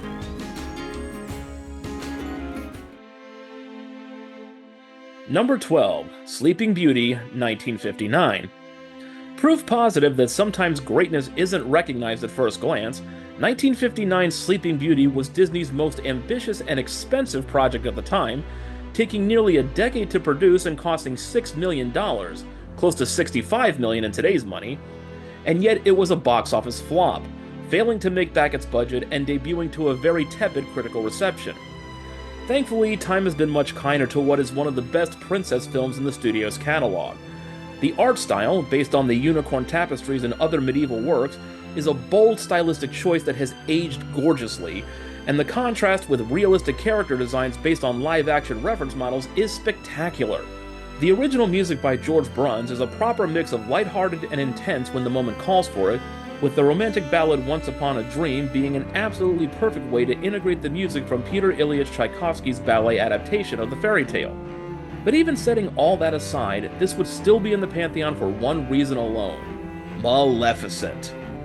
Easily one of the greatest villains in Disney history, she's deliciously evil, cunning, and has a great design. She commands your attention and is an amazingly intimidating presence, and that's before she transforms into a goddamn dragon. Sadly, she's also the first Disney baddie to be truly ruined by being retconned in the live-action remake, turning her into a misunderstood surrogate mother to Aurora in an attempt to wickedize her. Ever since that abomination, I've done my best to expunge the memory from my brain. Fortunately, this masterpiece still exists, recognized more and more as one of Disney's greatest works, and if nothing else, how awesome was it as a kid to watch a cartoon where the bad guy invoked all the powers of hell? They said a swear in a kid's movie! It just made me so giddy, and my mom could never scold me because I was just quoting a character in a G-rated film. Number 11, 101 Dalmatians, 1961. Speaking of fantastic villains that were destroyed in live action, Cruella de Vil. When I was a child, she was honestly the scariest of all the Disney baddies. I mean, how evil do you have to be to want to skin puppies for a fur coat? They're adorable little pups, for God's sake. Anyway, after the commercial failure of Sleeping Beauty, the studio was at a crossroads. They lost a lot of money on the project, and there were fears that the animation department would have to be shuttered entirely. As funds were running out during production of 101 Dalmatians, desperate measures were called for. Salvation came in the form of the then novel practice of xerography. Essentially, an animator's drawings could be photographed by a Xerox camera and printed directly onto an animation cell, bypassing the inking process completely. This resulted in a final product that didn't look as polished as previous films, but the so-called Xerox era ultimately allowed the studio to survive and become the multimedia titan that it is today, as it saved a ton of money. And for what it's worth, Xeroxing kind of makes sense for this particular movie. With all of the titular spotted dogs requiring a slightly different design, it would have taken exponentially more time and resources to ink and paint each cell involving them. The Xerox era definitely had some dubious moments, especially in the way shots were recycled in later entries, but this initial use was an innovative way to solve an existential crisis for the studio. As for the film itself, I've always loved the story. The pups all have distinct personalities. I adore Lucky. Despite the inclusion of tunes like Dalmatian Plantation and Cruella's Anthem, an all-timer of a villain song, I still kind of get a kick out of the idea that this is considered the first Disney animated feature that wasn't a musical, as those songs were written by Roger to be pop songs rather than an active part of the plot or the emotion of a scene. Cruella herself is intimidating as hell all these years later, so long as you don't entertain the nonsense of the Emma Stone retcon, and if I'm being perfectly honest, when I was a kid I really wished that canine crunchies were a real thing. I mean, they made Scooby snacks real, why not this? 101 Dalmatians is not only one of the greatest entries in the Disney animated canon, it's an essential part of the studio's identity, an indelible mental image and association nearly 65 years after its creation. Number 10, Alice in Wonderland, 1951. Alice in Wonderland might just be one of the most special films in the Disney arsenal, because it represents something we just don't get to see anymore, taking creative risks and leaning into pure absurdity. From the moment Alice's adventure begins, the audience is bombarded with patently weird imagery, delightful insanity, and some of the brightest, most expressive animation ever put to screen. Nearly every character is so unique that the instant they appear, they're etched in your memory forever. The White Rabbit, the Mad Hatter, the Cheshire Cat, the Caterpillar, Tweedledee and Tweedledum, the bloody doorknob! They all leave such a fantastic impression on the viewer, you don't even care that the villain, the decapitation happy Queen of Hearts, doesn't even show up until the final 15 minutes. And even then she's one of the great Disney baddies despite the limited screen time. Alice's design, coupled with Catherine Beaumont's perfect vocal performance, made me instantly fall in love with her when I was young, and that was before fan art made her emo and gave her sleeve tattoos. What makes this film so great is the willingness, nay, the eagerness, to make this story as silly as possible, recognizing the value in the nonsensical, something the studio wouldn't dream of doing today. Don't believe me? Just look at the 2010 remake. The daring, shall we say, mad spirit was completely excised in favor of CGI slop, and completely missed the point. This is a story about trying to find reason where there is none, getting lost because there is no proper path forward, and embracing innocent curiosity. When Alice breaks down crying in the woods, it's not because she's meant to marry some blue-blooded twit in the real world, it's because she's desperately trying to find logic in the impossible. And like any frightened child, eventually she just runs out of mental bandwidth. That need for emotional support is still crucial in the development of all young minds, and it's depicted beautifully here. If nothing else, this movie will always have a special place in my heart for two reasons. One, as a little kid, my mom would occasionally decide to have a miniature unbirthday party for my sister and I as a fun way to have lunch on the weekends. Two, as an adult, one of my fondest memories is a get-together I had with a bunch of friends from around the country where we roasted one of our own. The evening was Alice-themed, with almost everyone dressing up as one of the characters, including our man of the hour in drag as Alice. That's the magic of this picture. It's bonkers, stunning, and even at times a bit scary, but throughout, you're meant to playfully give into the madness, with heartfelt encouragement to all youngsters to be curiouser and curiouser. Number 9, Wreck-It Ralph, 2012. I'm bad, and that's good. I will never be good, and that's not bad. Oh, my heart. Oh, my heart, you guys. When I went in to see Wreck-It Ralph back in 2012, I figured this would be a fun, non-essential bit of nostalgia baiting, particularly for 80s kids like me who grew up loving our Nintendos and Segas as if they were members of the family. I've been a gamer since I got my NES at the age of 6, the Christmas gift that made me truly believe that Santa Claus was real. Even after I learned the truth, it only reinforced my affinity for video games. So yeah, I was easy pickings for this film. Just give me a goofy, competent adventure with a ton of references and licensed characters, and I was sold. Oh, John C. Reilly's in this? Sarah Silverman too? Awesome. I had a huge crush on her at the time. This was perfect. I didn't even care that the basic framing device was Toy Story for the arcade. But then we got to the real meat of things, a deep, thoughtful, existential exploration of self-worth and how we deal with our lots in life, especially those moments where others get more of a say in defining your identity than you do. When this film came out, I was in a pretty dark place personally, honestly believing that in the story of my own life, I was the villain. To see Ralph and Vanellope deal with their own degrees of social shunning and still find a way to be each other's hero just caught me completely off guard and cut me to the quick. I was not prepared for a movie with an antagonist based on the Mad Hatter, Alan Tudyk's first voice role in Disney film by the way, and an entire world set in a sweets-based Mario Kart clone to be anywhere near this insightful. To feel like it was speaking directly to the frustrations and fears that I was experiencing as I approached my 30s. This shouldn't have worked nearly as well as it did, and it was the start of a brief resurgence of Disney putting out animated pictures that were surprisingly great at balancing humor with solid emotional storytelling. driving home that crucial idea that no matter how many times the world tries to make you feel like you're nothing, you can still mean everything to someone else. Wreck-It Ralph wasn't the first time I had been emotionally gut-punched in a movie, and I can certainly tell you it wouldn't be the last. Number 8. Pinocchio, 1940. Was I the only one terrified of Monstro as a child? I couldn't possibly be. Disney's sophomore effort was decidedly darker than Snow White, but it's no less beloved and timeless for it. Between Stromboli's imprisoning, Pleasure Island turning boys into donkeys, and a giant whale flying at the screen, there are some genuinely terrifying moments for a kid's film. Thankfully, it's all balanced out by Pinocchio's perfect design, Jiminy Cricket's narration, the wonderful scenery and backgrounds, and Figaro and Cleo being adorable as all get out.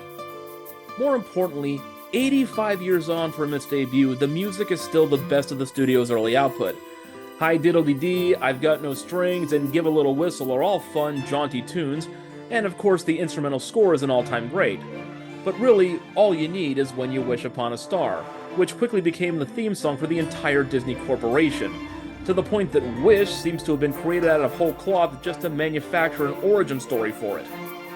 Everything else about this film could be complete bunk, and the existence of this hopeful ballad would still catapult Pinocchio into the top tier. The fact that it lived up to its opening with memorable characters, gorgeous animation that still holds up, some legitimately thrilling moments, and this is without adapting the even darker tales from Carlo Collodi's novel, and the excellent moral of being brave, truthful, and unselfish, makes it not just one of the greatest Disney films, but one of the greatest films ever made.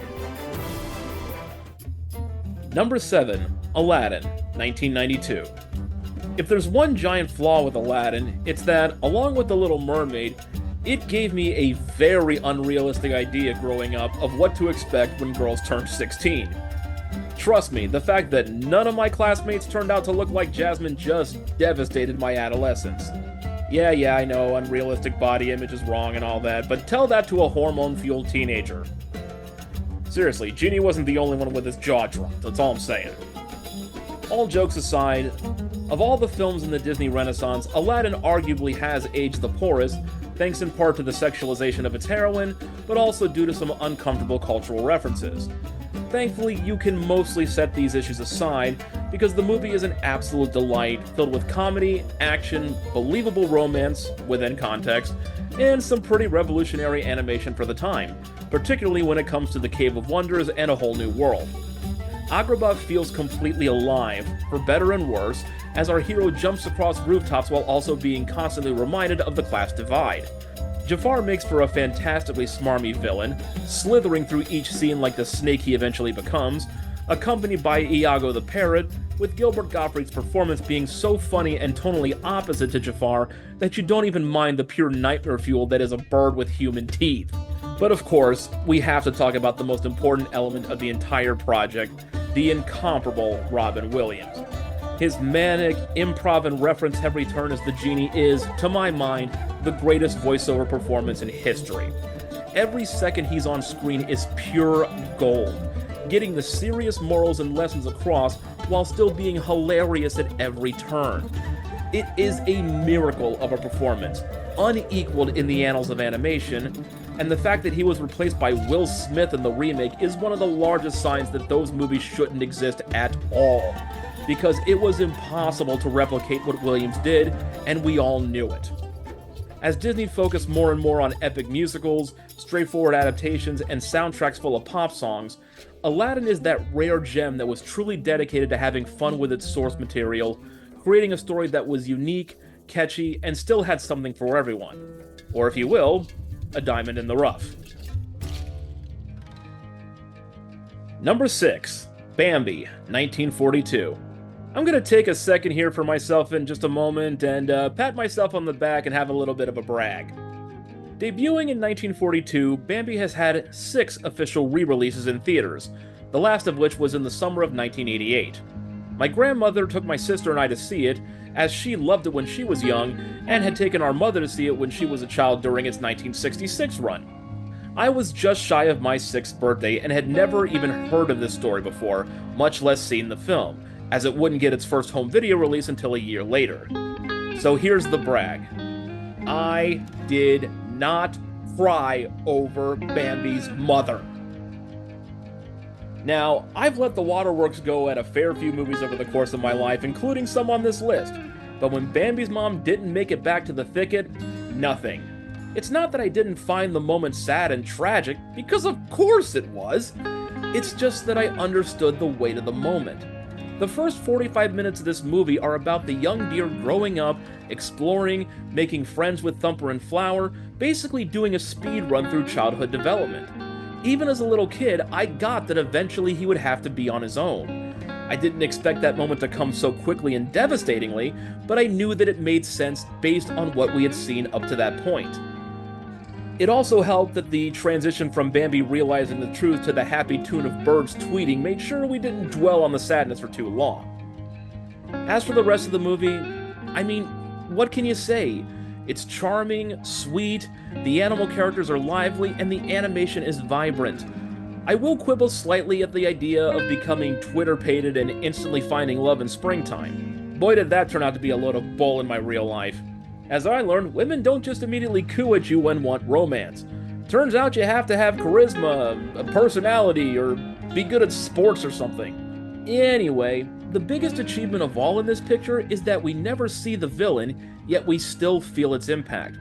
These days it's a cliche for humanity to be the bad guy in any sort of environmental tale, but man was genuinely threatening here, especially since the hunters were only slightly visible in distant silhouettes. As an unseen antagonist, it could literally be any of us, which is powerful storytelling, particularly for the 1940s, and it still rings true today. In 2003, AFI put out its list of the greatest heroes and villains of cinema. 3 Disney animated baddies made the list: the Queen from Snow White, Cruella de Vil, and Man. That's some pretty dastardly company, and while I think there are better villains, it's really hard to argue against the inclusion. In the end, Bambi represents another early high mark for Disney, as the studio was proving to the world what it was truly capable of, and it still is just adorable as all hell.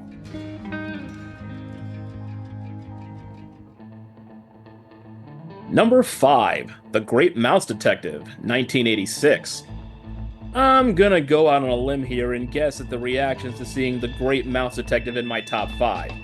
I'd say that 1% of you actually agree with me, 29% disagree, and 70% of you forgot this even existed. For my part, this was the film where I wore out the tape on my VHS copy from rewinding and rewatching it so many times. For the naysayers and the never-seeners, here's why it's so high on the list. 1. I have always been a fan of Sherlock Holmes stories and their various adaptations, from Basil Rathbone to Benedict Cumberbatch to Brent Spiner. Deductive reasoning and an eye for the smallest details were just such fun concepts for a kid like me who grew up reading Encyclopedia Brown books and was firmly established as a brainy nerd from kindergarten. Long story short, Sherlock Holmes with animals, I'm in. 2. Basil of Baker Street is a very fun interpretation, due in large part to his outsized ego. When he and Dr. Dawson are about to die via rodent Rube Goldberg machine, he's more morose about being bested by his rival than his impending doom. It's priceless. He's just as conceited as the fiend he pursues, but he'd never admit it, which makes him a flawed character that we can actually enjoy watching go on the journey. It's also just funny the way he always mispronounces Olivia's last name. 3. Alan Young as Mr. Flavisham. I grew up with DuckTales, of course I was giddy to have Scrooge McDuck's voice in this. 4. That death scene for the drunk mouse was dark as f***. 5. The, dancers that left me very confused as I approached puberty. 6. The climactic scene inside Elizabeth Tower marks the first use of CGI animation in a Disney film, and honestly, for what it is, it works quite well. It's very noticeable, but given that this was the first go, it was very effective, granting an amazing sense of scale to the fight beyond the fact that these are tiny animals. 7, and most important of all, Professor Ratigan. I've mentioned a few times on this list the villains who are forever tied to their voice actors.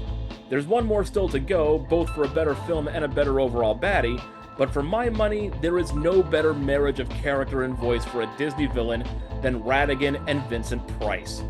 His overly effective pronunciations, his spirited and energetic movements, his massive inferiority complex that sends him into a murderous rage whenever someone refers to him as a rat. The fact that he can have these insanely detailed plots to kill Basil and take over the throne, and at the same time just casually toss his lackeys to their deaths without a second thought. It's all down to Price's performance to make it all work. He even technically gets 2 villain songs in the forms of The World's Greatest Criminal Mind and The Gloating Goodbye So Soon, both co-written by the legendary Henry Mancini. Mind you, for the most part, this isn't a musical. There are only 3 songs in the film, and Ratigan gets 2 of them. That's how perfect of a menace he is, and how perfect Price's vocals are. He's a villain you root for, not because you agree with his schemes, but because you just love to see him and Basil match wits and fists. You like that he gets the upper hand occasionally, and when he doesn't, he's still on equal terms. He's a true rival, a nemesis, a foil, and Price sells it for all it's worth. That's why The Great Mouse Detective ranks this high. Tell me I'm wrong, I won't be listening. Number 4, Fantasia, 1940. Arguably the most ambitious film in the entire Disney vault, Fantasia remains a singular achievement not just in animation, but in all of cinema history. What began as an attempt at a comeback short for Mickey Mouse as part of the Silly Symphony series eventually became one of the most dazzling and innovative movies of all time. Blending classical music with abstract, surreal, and narrative storytelling, Fantasia bridged the gap between old and new artistic styles so perfectly that a brief interstitial of Mickey and conductor Leopold Stokowski shaking hands in silhouette felt like the ultimate meeting of reality and fantasy. Thanks to the development of the Fantasound production system, the 8 segments of music were able to be recorded on multiple audio channels, creating the first commercial feature film to be presented in stereo sound, paving the way for the technology's common use in the years to come.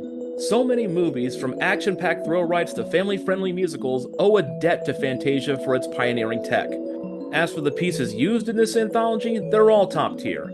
The Sorcerer's Apprentice was the genesis of the whole idea, and remains to this day one of the best mixtures of sound and color. If Mickey had been retired as a character after this, he'd still be a timeless icon because of it. The graceful movements of the Nutcracker Suite gave audiences a degree of visual elegance to go along with the lighthearted nature of the ballet. The Philadelphia Orchestra fading into shadow as the various instrumental sections were given the spotlight was a brilliant touch, providing a visual representation of how sound resonates that had never been done to such a scale.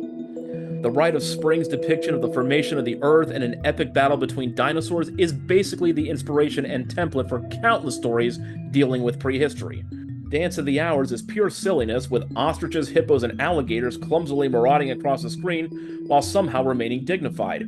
Beethoven's Pastoral Symphony is one of the most colorful sequences ever put to celluloid, a giddy tale of frivolity set against a mythical backdrop. And of course, there's the incredible dual finale of Night on Bald Mountain and Ave Maria. The nightmarish imagery of Chernobog's Bacchanal of the Damned is so deliciously dark it might as well be a form of chocolate. It's scary, profound, and in an odd way life-affirming, as the grand climax eases into the calmness of Schubert's hymn, showing that light and darkness, life and death, are cyclical, complementary, and essential to the human condition. It's a shame that the wonder of this anthology was never properly replicated, though there have been some noble attempts over the years.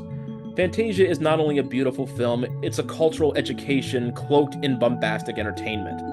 While most of Disney's output is geared towards children and families, this is the type of flick that only gets better as its audience ages. In 1998, AFI named it as one of the 100 greatest films of all time, and it's not just because it's a G-rated movie that has animated boobies, though that's certainly a plus. Number 3, Beauty and the Beast, 1991.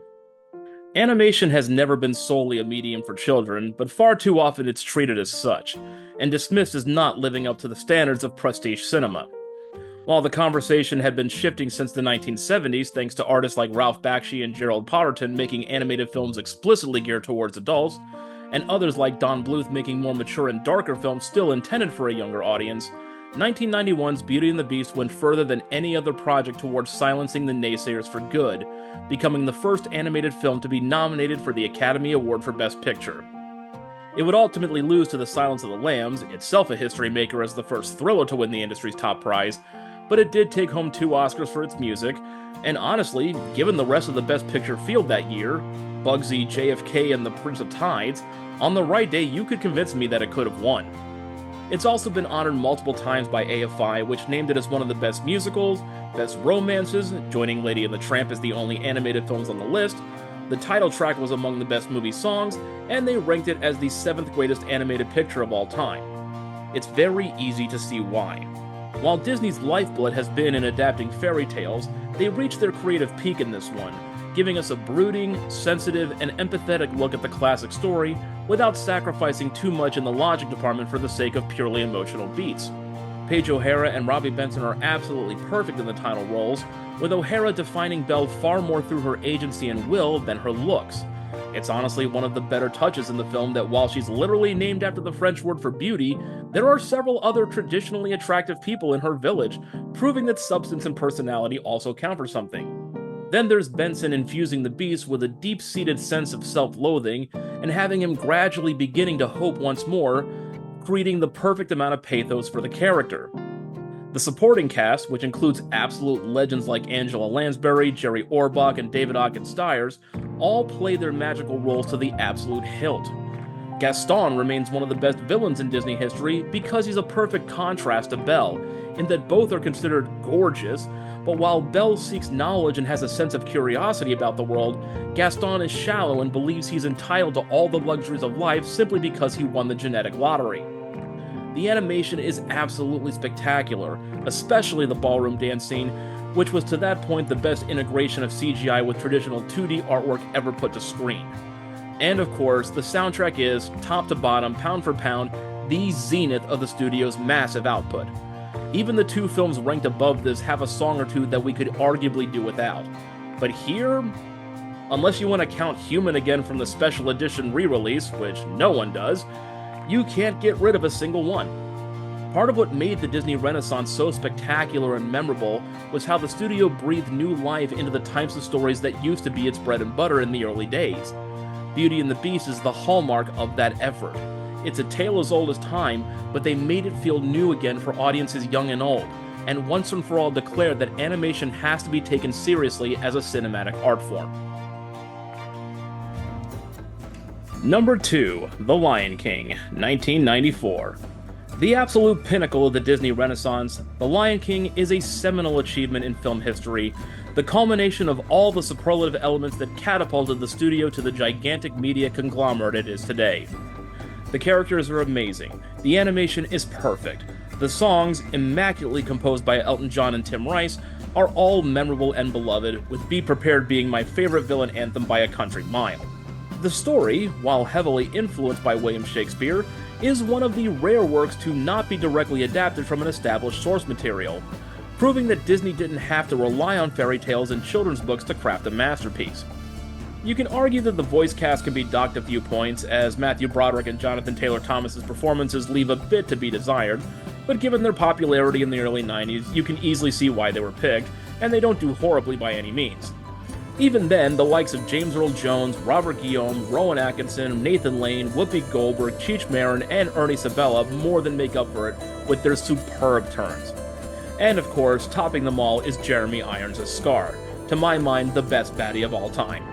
Cunning, conniving, and just the right amount of bitchy, Scar is everything a villain should be. Elsewhere, the artwork contains some of the most indelible images in the history of animation, to say nothing of the Disney library itself. From the stampede that took over a year to complete, to the bright and vibrant animal stacking in I Just Can't Wait to Be King, to Disney for once having the balls to show a parent's death, to Scar capturing the mouse, to Mufasa's message from the clouds that chokes me up every time, there isn't a single scene that isn't permanently etched in the minds of fans of the medium. It's truly mind-boggling that a bunch of animators actually preferred to work on Pocahontas than this, thinking that would somehow be the more prestigious and successful film. Whew! An epic spectacle of color, sound, music, and thematic resonance from beginning to end, The Lion King is rightfully thought of as one of the greatest movies ever, animated or otherwise, and is so cherished that the so-called live-action version in 2019 remains the most hated of the Disney remakes because all of the life, morals, and personality were sucked out of it in favor of soulless photorealistic schlock. For many, this is the standard by which all Disney films are judged, and for a while it was unquestionably the greatest effort that the studio had ever put out. However, in the 30-plus years since, from where I sit, it has been bested just once. Number 1. Frozen, 2013. I can already hear some of you groaning, but hear me out. When Frozen came out in 2013, I was at a particularly low point in my life.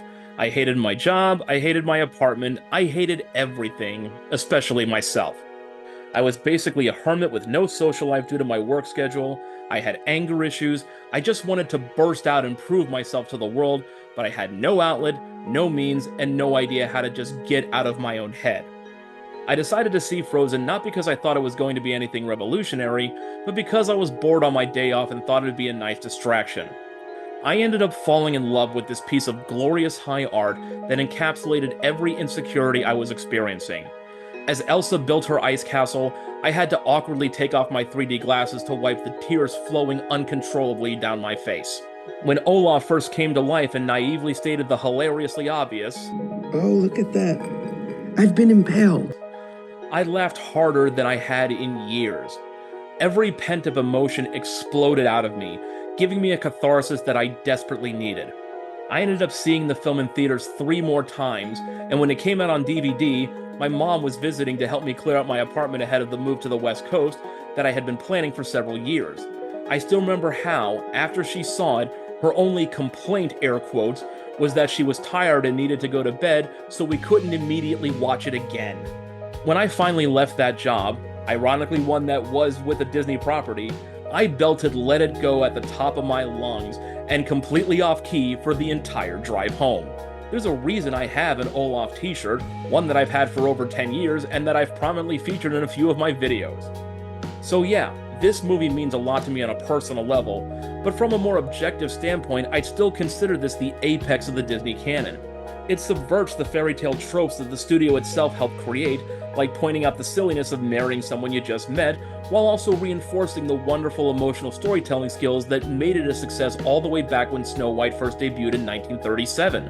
Anna and Elsa are not only tremendous characters with a fantastic sense of sisterly empathy and love, but they represent 2 extremes when it comes to socialization, with Elsa being far too guarded and Anna being far too trusting. Even the cliched heel turn for Prince Hans, which I initially didn't care for because I felt the movie didn't need a villain at all, eventually made perfect sense because it was a key illustration of the lessons that Anna had to learn. Sure, the rock trolls are goofy and arguably unnecessary, and if there is a subpar song on the soundtrack, it is Fixer Upper. But given the severity of Anna's accidental peril at Elsa's hands, you could just as easily assert that we needed them as a lighthearted device to let the audience breathe for a minute amidst the surprisingly fast-paced action. And yes, Let It Go was overplayed to death. The whole soundtrack was to one degree or another, but that's not the movie's fault. That's the fault of viral internet culture. Why would you for even a second want to take the spotlight away from Idina Menzel? Because, holy shit, you guys, her voice would shatter any icy barriers you could try to put up against her infectious energy and passion. Her voice is a national treasure to be admired by music lovers forever. And then, just for good measure, once you get past that, you still have all-timer performances from Kristen Bell, Josh Gad, Jonathan Groff, Santino Fontana, and Kieran Hines.